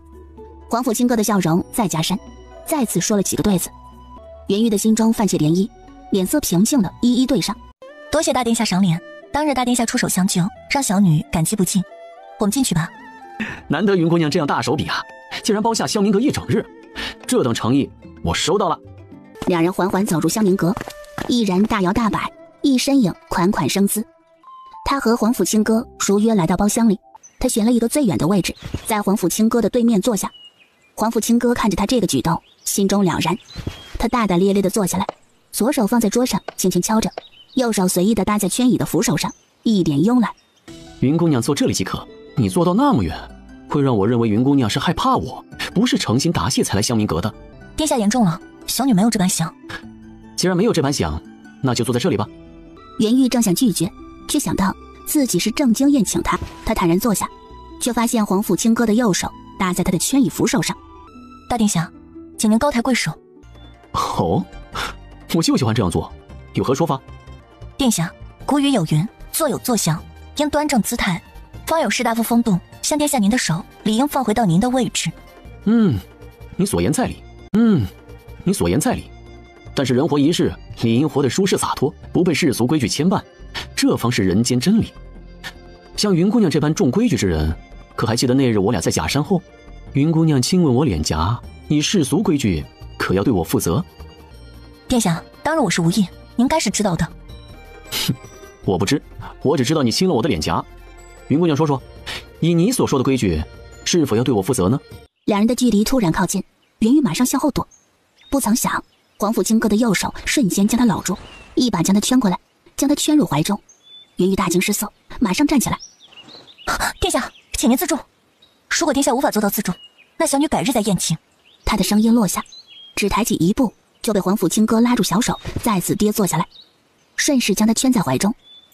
今日是你宴请我来到这里，你如此匆忙走开，让大家如何看待？云玉，你是懂礼之人，应当正视我这个问题。你且说说，当日你亲了我一下，一个未出阁的女子应当如何？不如让我代替你说吧。男未婚女未嫁，我俩肌肤相亲，理应对对方负责，你说是吧？男未婚女未嫁，我俩肌肤相亲，理应对对方负责，你说是吧？不是，此事本是意外，又无他人看到，应当遵循双方的意思，妥善解决。那你这意思，无人看到，就当作没有事发生了？那我们俩在此，无他人看见，是否就可以为所欲为？说罢，他在云玉震惊的眸光中，毫无预兆的在他的唇间蜻蜓点水般印下一吻。殿下，云玉，是你先招惹我的，我俩一人一次，你说要不要负责？袁玉的愤怒变成无措，看着他的眸子，半晌没有说话。你这是怕了吗？不如以身相许，答谢救命之恩如何？殿下，你太荒唐！既然你无心赴宴，我也不必宴请。皇甫清歌直接将他拥入怀中，在他的耳边低语：你这是恼羞成怒，还是知道我说的不错？大殿下这般说话，是觉得小女一绝之身可笑，还是想如同他人这般去羞辱小女？我从来不曾这样想过，还是在你眼中，我也是外人所想这般只会吃喝玩乐？云玉看着他认真的神色，竟是无言以对。早在第一次见到你之时，是齐之臣当着父皇的面求娶平妻，你从容应对。我当时就在想，这女子需要多大的忍耐，才能做到这般？第二次见你时，是在齐老夫人的寿宴上，你从容应对各种难题。我当时就在想，这女子不仅有忍耐，还颇有才华。在上京一次次的议论声中，你一次次闯入我的耳中，也一次次闯入我的心。直到仲秋家宴那日，你为了自己勇敢站出来同将军府一决，我再次发现，你不光有才华，还很勇敢，这也彻底打动我的心。我本无意，但是上天让我们一次次相遇，两次救下你，这等缘分，我应把握。既然我俩都是自由身，齐之臣不懂珍惜你的好，但我却想捉住这份美好，做我的王妃可好？面对皇甫清歌的突然表白，袁玉惊得半晌回不过神。我不强迫于你，给你时间好好想想。袁玉的内心大乱，脸色娇羞，用力推开他，直接逃了出去。袁玉的脑海中不时回想着皇甫清歌的话，他本以为过一日就能平复心情，不曾想过了3日，心情还没有平复。这3日以来，他就没有出过县主府，也没有回复皇甫清歌的话。在第4日的时候，终于有了动静。一大早，青莲一脸兴奋地跑回绛云阁。来了。袁玉今日的心情终于恢复平静，听见青莲这话，疑惑地抬眸看去，好奇什么来了。小姐，大殿下让小厮送来一封书信给小姐的。大殿下送来的书信，你这般高兴，不知道的人还以为是给你的。奴婢可不敢，这是给小姐的。他打开书信，一目3行看起来，不过几眼，脸色微红。清河他们也大约看到书信的内容，全都捂着嘴笑。小姐，大殿下问您思虑的如何？您再这样不回复，他就去请皇上为你们赐婚，或者直接到太师府下聘。你们胡说什么？小姐，别遮掩了，恕奴婢们眼尖，我们都看到啦。小姐，奴婢觉得大殿下人不错。小姐，大殿下3番2次救下您，说明你们有缘。奴婢们知道当初齐将军伤小姐扑身，但是齐将军的错不应该让他人来承担。奴婢认为小姐应当有一个好归宿。小姐，虽然外人传言大殿下只顾吃喝玩乐，但是奴婢看着这么多年，大殿下的府中无一女眷，也从来不曾同哪家闺阁小姐有牵扯。这些天看来，大殿下也不似外人传言那般，他比齐将军好很多。听着他们3人的话，袁玉的心思微动，他又何曾不知道他们所言？他沉吟着，缓缓拿起桌上的毛影，思虑片刻，提毛影写下。半晌，他将书信装进书简中，递给青梅。你送去大皇子府。清河他们脸上满是笑容，虽不知小姐写的是什么，但是他们就是高兴。青梅兴冲冲拿着书信往外跑，很快送到皇甫清歌的手中。仲秋过后的夜晚，已经感到有些许凉意，窗口突然吹进一缕微风，发出轻微的呼呼响。刚才还掩着好好的窗子半开，他放下书籍，款款站起来，连步走到窗户前，将窗子关上。正当他准备转身回去继续看书之际，突然从屏风处闪出了一抹艳丽的身影，将他抱进怀中。大殿下，你这般行径与那登徒子又有何区别？大殿下，你这般行径与那登徒子又有何区别？谁让你3日都没有回复？一有回复就说我俩不合适，我不找来，你是不是打算从此以后同我划清界限？殿下，信中我也说得很清楚了，我们不管是身份还是性子都不适合。如何不合适？你我皆未成亲，你是太师府嫡女，我是大皇子，我看不出身份上哪里不合适。这世俗之事与我是浮云，我只想知道你对我的心意如何。难不成我那日的一番话无法打动你？玉儿，我24年来第一次遇到心动的女子，3日没有收到你的答复，我才知道自己有多想见你。我不管你往日如何，你现在就是自由身，我只想知道，抛去世俗，你对我的心意如何？给我一个机会可好？袁玉的心间一颤，他的心大乱，张了张口，到最后都无从说出口。皇甫清歌将他的反应看在眼中，他顾不上礼仪，一把将袁玉扯进怀中，深深抱着他。玉儿，你自己听，你能感受到你的心吗？儿，你自己听，你能感受到你的心吗？你自己感受不到吗？我能感受到你心跳动得很快。玄玉浑身一僵，终是将他推开。你此刻前来还是不妥，你贵为皇子，做出此等事情来，若是让人知道，会让人如何看待你？我本就一身烂名声，又有何妨？若是如此做能得到你的心，我觉得值得。还不是你始终不给我答复，才让我做出此等事来。他略显埋怨的表情让云玉赶紧侧着身不去看他。玉儿，你先离开，明日我会给你答复。不，你现在就给我答案，不然我不离开。你还说不逼迫我？你这样与相逼又有何区别？如果我相逼有效，那我明日就去太师府下聘。不可。那又如何？我去请父皇为我们赐婚。我答应给你机会，你先离开。说出此话，他羞得直接转过身，只想找一条地缝钻进去。皇甫清歌大喜，马上凑到跟前来，趁他不注意，直接在他的脸颊上印下一吻。小玉儿，我先走了，明日再来。袁玉正想说他几句，他的身影一闪，马上不知何踪。太师府，云修文夫妇早就等候在家里，见到云玉的那一瞬间，他们的眼睛一亮。父亲、母亲，玉儿回来了。好，玉儿快坐下。母亲好几日没见着你了，甚是想念呢。玉儿也挂念父亲母亲，还有阿琴。哦，对了，玉儿，上京最近传出不少消息，全都是有关你和大皇子的传言。母亲本来无意理会这些传言，只是事关皇家，不得不重视。今儿个你回府也正好听听你的想法。玉儿你与大皇子是怎么回事啊？父亲母亲，确实是如传言所说，大殿下这几天都让小厮往县主府送膳食。玉儿，大殿下虽贵为皇子，但是他行事作风均与皇家其他皇子不同，再加上他的母族没有任何助力。父亲、母亲，我明白你们所言，清哥他并不如外界那般传言。看来你已经有自己的思虑。经历将军府一事，我们也希望你能好。皇家不同寻常世家，虽然大殿下没有母族之称，他始终是皇族中人。玉儿啊，这条路恐怕不好走啊。父亲母亲，我看重的是清哥这个人，而不是他的身份。这一次他想为自己而活。好，你一直以来都是有自己的想法的，母亲从来不用操心太多。从前是父亲对不住你，为你选择了将军府这样的人家，让你名声败坏。这一次父亲希望你能自己选一个良婿。父亲言重了，玉儿从来不怪父亲。三人相视而笑。袁玉在太师府停留了半个时辰，当他从太师府出来的时候，清河他们刚才没有听到自家小姐同老爷夫人的话，只是看小姐的神色，想必是谈得很愉快。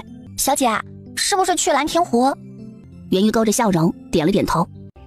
你怎么才来啊？这后面全都是我刚才准备，花费不少时间。袁玉这才看到，在自己面前摆放着一架古琴，古琴的旁边是许多难得的名家孤本。这些书籍均是出自名家之手，很难得来的。你是从哪里得到的？你是上京有名的才女，不难猜出你喜欢书籍。这些孤本呢，均出自名家之手，我自己早就收藏在府中了。不过我早已读完，现在全都给你了。这些全部给我？不过是几本书籍，看把你高兴的。你不知道这些书籍对我来说是有多重要。谢谢你。这古琴，莫不是你要在这里弹上一曲？这又有何难？难不成你不知道我会弹古琴？难不成你不知道我会弹古琴？他说着，撩起身后的衣摆，大步来到古琴后方，大大咧咧坐下。早已听闻小月儿琴技过人，不如我们今日来合奏一曲如何？袁玉静静看着他，他的嘴角勾起一抹淡雅的笑容，点点头。小月儿，你先来。面对一把好琴，也勾起云玉的爱琴之心。他的指尖轻轻拨弄一下，一声柔美的琴声扬起。皇甫清歌的指尖同时落下，紧追着云玉的琴声而去，如清风绕杨柳，如鱼戏莲叶间。两人的手越来越快，琴声冲击到最激昂。云玉看了皇甫清歌一眼，嘴角勾起一抹笑。云玉指尖的动作突然放慢，激昂的琴声骤然回落，似乎从狂风暴雨回归万里无云。两人的动作几乎一模一样，同时做出收尾的动作。两人就这样静静对视，四周的一切变得安静下来。他的喉咙一热，毫不犹豫吻在自己朝思暮想的红唇上。当他的薄唇贴上他的红唇，皇甫清歌再也忍不住加深这个吻。云玉渐渐倒在他的怀中，直到皇甫清歌心满意足，他才松开云玉。玉儿，我知道你的心里有我。玉儿，我知道你的心里有我。正准备说话之际，突然听到外面传来一阵剧烈的吵闹声。他们同时看见一个熟悉的身影，正在跟清河同元宝他们纠缠。让他过来吧。齐志晨冷哼一声，快步往湖心走去。眨眼的瞬间，已经来到湖心。你们干什么？如你所见，齐志晨的怒火肉眼可见的增加，如同捉奸的丈夫。男女授受不亲，你俩光天化日之下，竟做出这样的事。我俩做了什么？我们男未婚，女未嫁，我对玉儿情深一片。我们在这里吟诗作对，齐将军这么激动做什么？齐志晨听着他那句情深一片，瞬间理智全无。你才离开将军府几日，你就是这般着急投入到其他男子的怀中。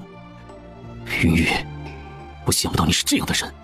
当日在将军府中，你故作清高，实则早就按捺不住想找男子了吧？齐将军，我敬你是将军，才给你一点脸面。你是我何人，竟敢在这里大放厥词，污蔑我名声？不要以你之心来认为其他人同你一样。再者说，我现在是自由身，就算我同大殿下在这儿吟诗作对，那在上京也是合情合理。请问齐将军以何缘由出现在这儿打扰我们？请问齐将军以何缘由出现在这儿打扰我们？你跟我回去再说。哎，齐将军，请注意你的举止。现在玉儿是我中意的女子，云玉曾经是我的妻。殿下贵为皇子，就应知道不应夺人所爱。齐将军，你也知道是曾经啊。哎呀，玉儿现在已经不是你的妻子了。从你开始放弃玉儿那刻开始，你就没有资格来跟我说这些，更遑论争玉儿。玉儿，我说过，只要你回将军府，正妻之位依然是你的。如果你不喜欢沈淑柔，我可以将她改为妾室，让她搬离潇湘院，离你远远的，这样你就看不到她。你回来将军府吧。齐恒，从前我只觉得你是痴情于沈淑柔，就算你娶她为她做的那些事情，我也能理解你们是情谊深厚。你现在竟然说出这样的话，让我不禁为沈淑柔感觉到可悲。你果真是彻头彻尾的伪君子。我只为自己能离开将军府感到高兴。早在仲秋宫宴时我就说过了，我们恩断义绝，从来没有回去一说，今日不会有，以后也不会发生。早在仲秋宫宴时我就说过了，我们恩断义绝，从来没有回去一说，今日不会有，以后也不会发生。你没听到玉儿说的吗？你们早就恩断义绝，不要再做纠缠，不然休怪我不客气。大殿下，就算玉儿同我一绝，也同你没有任何关系。你应该知道，以玉儿现在的身份，同你绝无可能。玉儿，我对你的心从来不变，我不会放弃你的。说完这句话，他一脸低沉的转身离开。你没事吧？云玉摇了摇头，脸色略显苍白。不要听他说的话，你早已和他没有任何关系了。我们难为婚女为嫁，同你一起名正言顺。皇甫卿哥，你为何就非我不可呢？我不是同你说过吗？你是第一个闯入我内心的女子，你的才华、勇敢、沉稳、容颜，所有都吸引着我。既然齐志臣不珍惜，我一定不会放弃这个机会。玉儿，明日我就进宫，跟父皇请求赐婚一事，可好？好。整个湖心岛浪漫而惬意，清风徐来，迷了他们两人的心。你这么早来找朕，所为何事？父皇，儿臣今日来是来请父皇赐婚的。好，你相中哪家姑娘？从来没有听到你同哪家姑娘走得近，这才几日啊，你就来找朕赐婚？莫不是随便找一女子？皇甫卿哥又如何不明白自己父亲在跟自己打哈哈？他才不相信自己见云玉的事儿在上京都传开了，他会不知道。父皇，儿臣不是随便找的，儿臣中意的姑娘正是您心封的县主云玉，请求父皇给我们俩赐婚。云玉确实是好女子，只是她才同将军府划清界限不久，你们是何时走到一起的？当日中秋宫宴，儿臣被她的勇敢感动，再加上她救父皇一事，让儿臣看到她与其他女子与众不同。儿臣最喜欢这种勇敢又有才情的女子，正好可以弥补儿臣的短缺。而且当日儿臣也救下她，这一来二往之间，我们就生出情谊了。哼，你倒是知道自己的短缺，只是你们认识的时日不长，这个时候赐婚，恐怕会引来他人的议论。父皇，云玉已经是自由身，当日她同将军府一决，还是父皇同意的，这件事大家都知道。儿臣也是未娶之身，我们在一起合情合理，又如何会引来他人的议论呢？父皇，云玉已经是自由身，当日她同将军府一决，还是父皇同意的，这件事大家都知道。儿臣也是未娶之身，我们在一起合情合理，又如何会引来他人的议论呢？况且当日是父皇答应儿臣的，只要儿臣找到心仪的姑娘，就同意我赐婚。现在父皇这般，莫不是说话不算数？你这兔崽子，朕岂是这般说话不算数之辈？朕只是认为你们认识的时日不长，感情还不够深厚，这个时候赐婚不仅会引起他人的议论，宫里也会有反对的声音。既然你钟情于他，何不等你们的感情稳定之后再来赐婚？再说你既然对他深情不移，也不怕再等等。此婚不是儿戏，朕的旨意一下就无再改可能。朕也是为你们好，毕竟云玉曾经嫁入将军府，她的身份相较于其他女子敏感不少。这样吧，再过1月，如果你们能排除众议，让朕看到你们的决心，朕就同意赐婚。父皇，上回是您答应我的，我今日来是要赐婚的，可不是想听您说这些。该你的就是你的，难不成1个月你也等不及？这样的感情，朕确实要衡量一二。好，儿臣答应父皇此事，那父皇答应儿臣的也要做到。1个月后，父皇看到我们的决心，就要为我们赐婚，还要让宫中也无反对的声音。好，那儿臣先行告退。皇甫卿哥说完，转身离开御书房。皇上看着他的背影，嘴角一直带着笑意，直到他走出御书房，皇上的眸光落在景公公的身上，沉声嘱咐：今日的事不要声张，朕倒要看看谁会反对此事。皇上放心，老奴一定不会说一个字。皇甫卿哥进宫求见皇上的事儿，在皇宫迅速传开，其德妃同梁妃的心思最为活跃。梁妃将自己心中的想法全部表现出来。既然皇上没有同意皇甫卿哥的请求，想必是不同意他们两人在一起的。本宫就知道，云玉是个一绝之身，又有何资格嫁入皇家？皇上定是这番考虑，真是气死本宫，让皇甫卿哥坏了好事。不过幸好皇上不同意。云玉啊云玉，就算你是县主又如何？你能同本宫的娘家扯上关系，也算是本宫高看你一眼。既然你不识相，那就让你承受恶果。走，我们去太后娘娘的慈宁宫坐坐。而此刻在德妃的宫殿，三皇子皇甫和硕正好进宫来探望。在德妃的宫殿，三皇子皇甫和硕正好进宫来探望。母妃，大皇兄的事你怎么看？本来我是想见一见云玉的，看看将他配给本宫母族一个嫡系子弟，没想到他竟被皇甫亲哥看中。现在看来，本宫母族的子弟他是看不上眼，但是他想同皇甫亲哥在一块儿，也不是那么容易的事。母妃，为何你一开始就打算让云玉同母族的子弟婚配，而不考虑儿臣呢？硕儿，你该不会也看上云玉了吧？她是个什么身份？一个一绝之女，又岂能配上我的皇儿？儿臣不是这个意思，只是觉得既然大皇兄看上云玉，想必一定有他的顾虑。儿臣觉得大皇兄断不是外表看上去的那般无用，云玉身后的势力同他自身的身份都能为大皇兄增色不少。儿臣以为，万一淑妃娘娘诞下的不是皇子，还能拉拢淑妃娘娘这一方的势力，对儿臣也是极好的。此刻还不到这一步，淑妃还有一段时日才分娩，现如今先把皇甫亲哥与云玉分开才是要事。皇甫亲哥想让云玉成为他的助力，这主意打得倒是不错，但是横在他们面前的又岂是本宫的阻拦？还有太后娘娘、皇后娘娘、良妃等人，他们能过得了这一关再说。如若云玉的助力真的这么大，本宫可以考虑让她入你府中。如若云玉的助力真的这么大，本宫可以考虑让她入你府中，让她封为你的侧妃，也算是给她最大的荣宠了。只要他们没有成亲一天，这件事就有变数。儿臣听母妃的。你是母妃的骄傲，也是所有皇子当中最优秀的，你的前途不可限量，万不可能因为一个女子影响到你。好了，你先出宫吧。今日皇甫亲哥进宫一事，肯定会传到慈宁宫，母妃须得要出去一趟，探探母后的意思。儿臣先行出宫。臣妾给母后请安，给皇后娘娘请安。无需多礼，起来，赐座。今天是什么风，就让你们二人齐到哀家的慈宁宫来？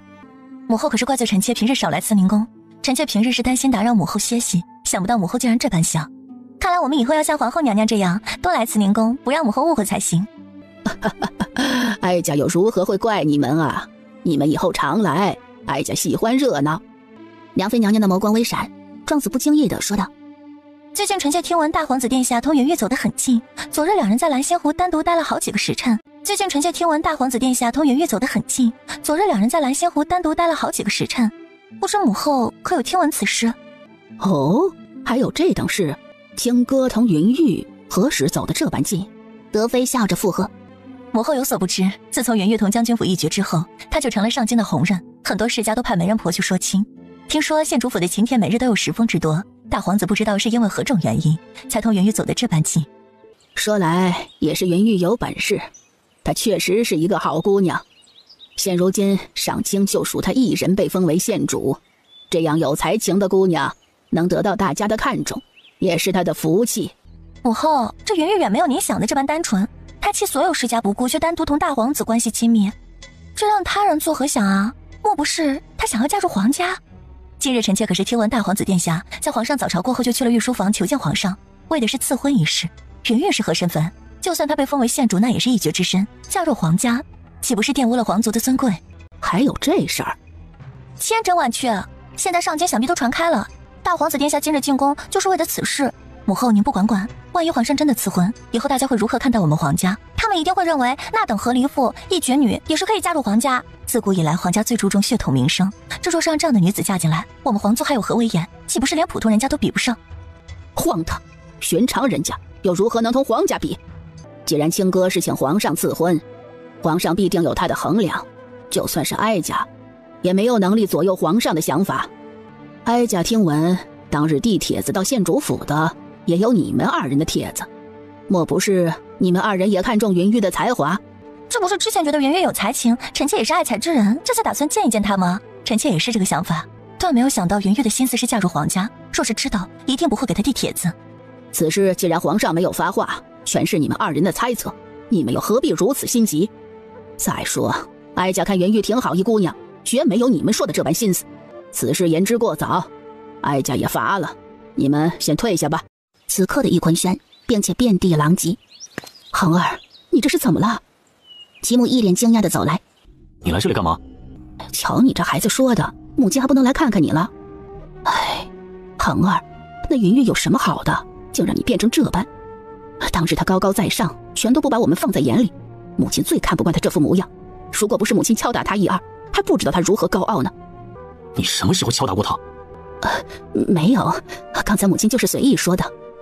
就算母亲不说，我也可以查出来。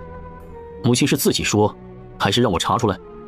如果是我自己查出来，以后齐香林的事，母亲就不要指望我会帮忙。恒儿，母亲说还不行吗？他将当日敲打云玉不懂讨夫君欢心的话仔细说出来。母亲好生能耐，竟然这样敲打他。当日我醒来不久，对他不了解，你还不了解云玉吗？2年的时间，都是他操持将军府，府中的一切银钱都是他填补，包括你们的月银都是云玉的。这些母亲就没有看在眼里吗？你就不念着他的好？但凡母亲和灵儿对他好点儿，他也不会这样义无反顾，同将军府一决。恒儿，如果不是你那样对他，我们又怎么会看你脸色给他难看？说到底，还不是因为你冷落他、欺辱他，最伤他的心。恒儿，你也不必如此气馁，说不准跟云玉还有机会。齐母的声音落下，齐之晨回头看着他，似乎不敢相信。往年梁妃娘娘同德妃娘娘都会宴请上京的公子哥同世家小姐去放纸鸢，今年也不例外。他们今年早就将请帖递给云玉，我们将军府的帖子也送到。有了梁妃娘娘这层关系在，到时候你一定能够见到云玉。恒儿，这可是个千载难逢的好机会，你可以趁机见见他，跟他说明缘由。不过首要之事是先哄好沈淑柔，毕竟梁妃娘娘是沈淑柔的姑母，你若是冷落她，梁妃娘娘问起此事，你也不好交差啊。我真的能见到云玉？当然啊，到时候母亲也会去，还有沈淑柔、灵儿，我们都是自家人，想要共同做好一件事，岂不是很容易？不过首要之事是让淑柔接受此事，你将她禁足这么多天，也是时候放她出来了。母亲，你给灵儿送封书信，告诉她那日助你，我一定要让云玉回心转意。袁夫人带着云玉来到赵夫人的身旁，两人点点头。赵夫人安。玉儿来的正好，今日梁妃娘娘同德妃娘娘宴请，难得上京如此热闹，你呀就应该多出来走走。瞧瞧这气色多好，这人呢心情舒爽了，从气色就能看得出来。赵夫人所言在理，他人嘴上如何说好，这气色就是骗不了人的。我们家玉儿自从拥有独立的县主府，这气色是一日比一日好了。两人相视而笑，赵夫人凑近袁夫人的跟前，低声道：这玉儿正是风华正茂的年纪，长得如花似月，满腹才华，若是没个人在身边，就可惜了。我听闻玉儿同大皇子殿下近日走得近，也是好事一桩啊。玉儿沉稳有主见，我相信她懂得衡量。袁夫人没有否认，已经证实了赵夫人的话。赵夫人满含深意一笑，点点头。哟，赵夫人、云夫人，原来你们都坐在这里呀。静安王妃好像刚发现他们一样。静安王妃安。哦，玉儿也在这里。上回你来静安王府，听轩儿同婉儿他们说你们行雅令很不错，想不到你们这么投缘。你回去之后啊，婉儿可是念叨了你好久。今儿个轩儿同婉儿也跟着我来了，待会儿放纸鸢，你们可有伴儿了。玉姐姐，上次一别，我同哥哥都念叨着你啊，今日见到你真的很高兴，不如我们等会儿一起放纸鸢，可好？云姑娘，实则是清婉念叨了你许久，知道你来放纸鸢，这才求着母亲跟来，说一定要同你一起放。就在他准备回答之际，一道慵懒的嗓音传来：不好意思了各位，玉儿这次放纸鸢要同本宫一起呀。几日不见，云夫人同赵夫人又亲密几分，本宫还以为是哪家刚入府的娘子呢，这般貌美，连静安王妃也在这里，好巧啊。大殿下竟会说笑，臣妇已经是做祖母的人了，哪能跟刚入府的娘子相比呀？大殿下，臣妇若是那等刚入府的娘子，岂有云玉这般大的女儿啊？本宫可不是说瞎，这两位夫人就是如此。云玉看着皇甫清歌一句话就把母亲同赵夫人逗得这般乐，她的眸光也染上笑意。玉儿等会儿跟本宫放纸鸢。洛世子、洛姑娘，不好意思了，我和玉儿早就约定好了，今日一起放纸鸢的，你们不介意吧？既然你们早就约好，不如我们4个一起放，人多也热闹。其实已经够热闹了，这里人多，玉儿喜静，太多人她会不习惯的，是吧，玉儿？云玉到嘴的话全都咽下去，改为点点头，眸底深处满是笑意。恒哥哥，只要你答应对我好，我可以帮你。如果你可以帮助我将她带回来，我答应你，一定对你好。沈淑柔的脸上一喜，不管齐志晨的心中对他有没有情感，此刻他都无所谓了。此刻梁妃娘娘同德妃娘娘并行走来，两人一身华贵。难得今日天气晴朗，众位愿意陪本宫放纸鸢，本宫心中高兴。本宫同德妃娘娘就喜欢放纸鸢，从几个月前就开始盼望着这日子啊，今日见到了大家这般赏脸，这喜悦呀也添上了几分。本宫早就命人准备好了各式各样的纸鸢，大家都不用拘谨，今日好好尽兴玩。哎，大殿下也在此。我也喜欢放纸鸢，这就来了。我以为我的衣裳足够艳丽，不曾想啊，依然引不起你们的注意。看来还是不够亮眼啊。皇兄，三皇子同六皇子同时对着皇甫清歌点头示意。三皇帝和六皇帝也来了，还是你们眼神好啊，能看见本宫。德妃娘娘同良妃娘娘的脸色有几分尴尬。原来玉儿在这儿。自从你封为县主之后，本宫还没有好好跟你说过话。本宫与你也很投缘，快来本宫这边坐下。本宫准备了好多纸鸢供你选择，保准让你玩得尽兴。能得两位娘娘挂念是玉儿的荣幸。既然玉儿借两位娘娘的光能选择纸鸢，那玉儿就不客气了，今日定玩个尽兴。且看我的纸鸢是不是放得最高。好，这会儿正适合放纸鸢，大家事不宜迟，赶紧挑选纸鸢去放吧。今年的纸鸢很漂亮，先由各府小姐前去挑选，且看谁的运气好，可以选到一只又大又美的纸鸢。快去吧。所有贵女均是独自前往，所以云玉也没有带婢女。在她迈步的瞬间，沈淑柔同齐香菱对视一眼，紧跟在后。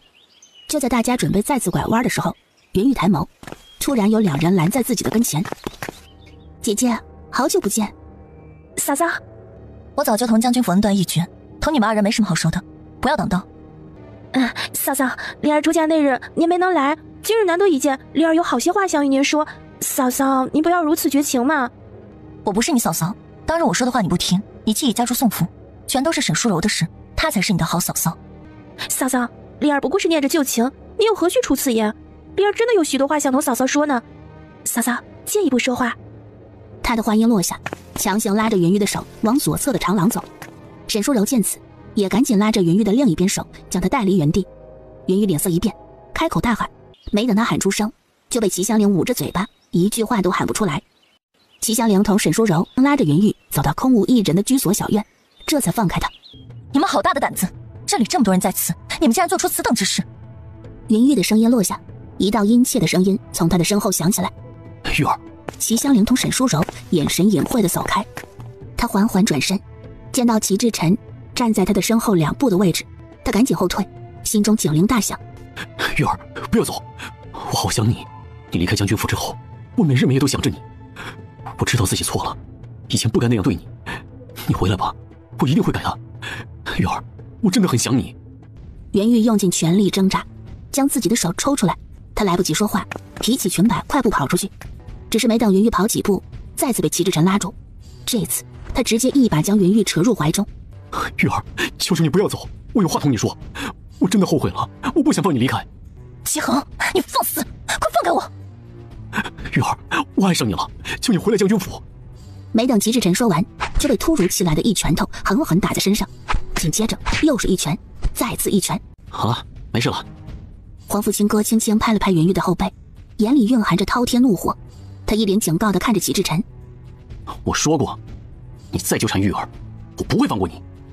今日给你几拳是警告，下次可不会这么容易放过你了。哼！如果不是因为外面有这么多人在这里闹开，对云玉的名声不好，他一定不会放过他。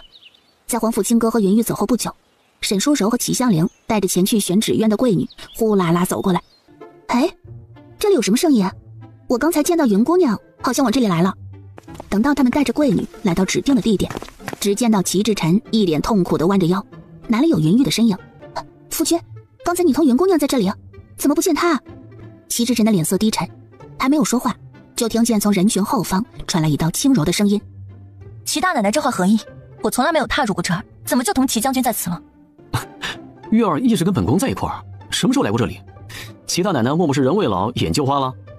玉儿，咱出去吧，放纸鸢去。各位世家夫人看着场中各公子同小姐放纸鸢，边品茗边叙话。正当大家说得起兴，场中不少放纸鸢的公子小姐走回来中途休息，其中就有云玉同黄甫清歌。眼尖的齐母马上看到云玉走来，她的眸光一闪：玉儿，快来坐下。母亲许久不曾见你，难得今日一见，来，坐在母亲身边，母亲有好些话想跟你说。齐夫人这是何意？玉儿乃我的女儿，就算歇息也是来我的身边。你一口一句母亲叫着，不知道的人还以为你是玉儿的生母。咱们都是有头有脸的人家，有些礼节还得遵从。既然玉儿同你将军府一绝，就不要再装模作样的有牵扯。亲家，云夫人，你看我这记性，我一时想不起来，这不是念着同玉儿往日的情谊，一时无法改口吗？齐夫人，我们从前在将军府的时候，就没有多少母女的情缘，今日就不必如此客气，我同我母亲这里坐着就好。姐姐，你莫要这样说，母亲在将军府一直念叨着你，我今日能见到姐姐，高兴了很久呢。姐姐，你莫要这样说，母亲在将军府一直念叨着你，我今日能见到姐姐，高兴了很久呢。还有灵儿，也念叨你许久，你这样说，该多伤母亲同灵儿的心啊。嫂嫂，您在灵儿的心中一直都是好嫂嫂，这才2个月不到，嫂嫂就忘记当初在将军府的事了。这一幕真假难辨，让在场众人看得津津有味，就连梁妃同德妃也开口说话。圆月，你看将军府众人对你挺好，你怎么就下得了决心同将军府一决呢？本宫看齐将军对你情深一片，这段时日以来呢，一直在挽留你，对你颇为用心。齐将军自是不能跟皇族相比，但是也算是上京出众的世家。玉儿，只要你回府，你说什么都可以，我都会听你的。姐姐，你不在府中，夫君好几次想来都念叨着你，促将我认错你。此话一出，在场所有人的脸色很是精彩。想不到齐将军同云姑娘的感情这么好，那为何要一决呀？就是啊，寻常人家的女子也做不出来一决的事儿。有几个好事的夫人低声议论着，明摆着想看热闹。是要本宫将将军府的丑事一件件一桩桩说出来，以示玉儿的清白。齐夫人，你在将军府如何编排看低玉儿，不必本宫替你数出来吧？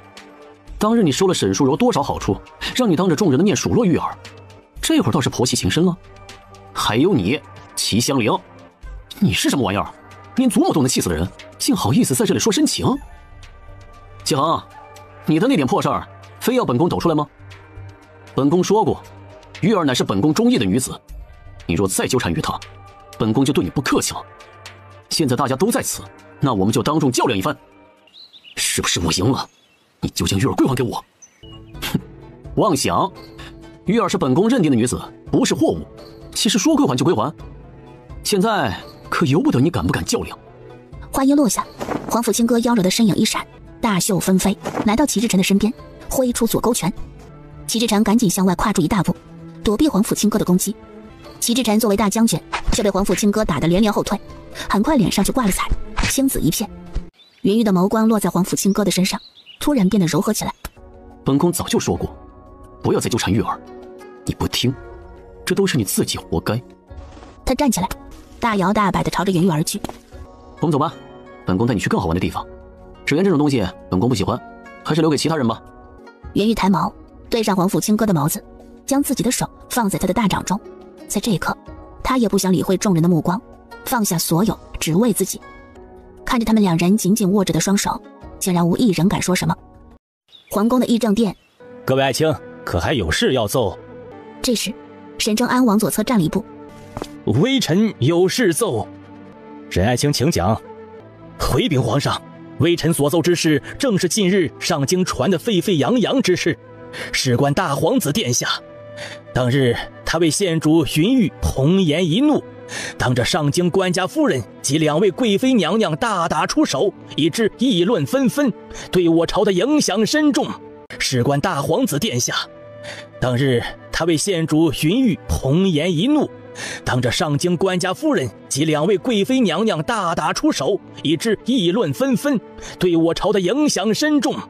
大殿下有违皇子遗德，为我朝长远着想，理应断绝大殿下同云玉的来往，请皇上定夺。没等皇上发话，云修文举着护板站出来。回禀皇上，微臣不同意沈大人所说。好，云爱卿请讲。沈大人只说当日大殿下同齐将军大打出手，却没有仔细说发生了何事。那天是2位贵妃娘娘邀请上京所有世家子弟前去放纸鸢，齐将军府中众人纠缠小女，言谈间竟将过错推到小女身上。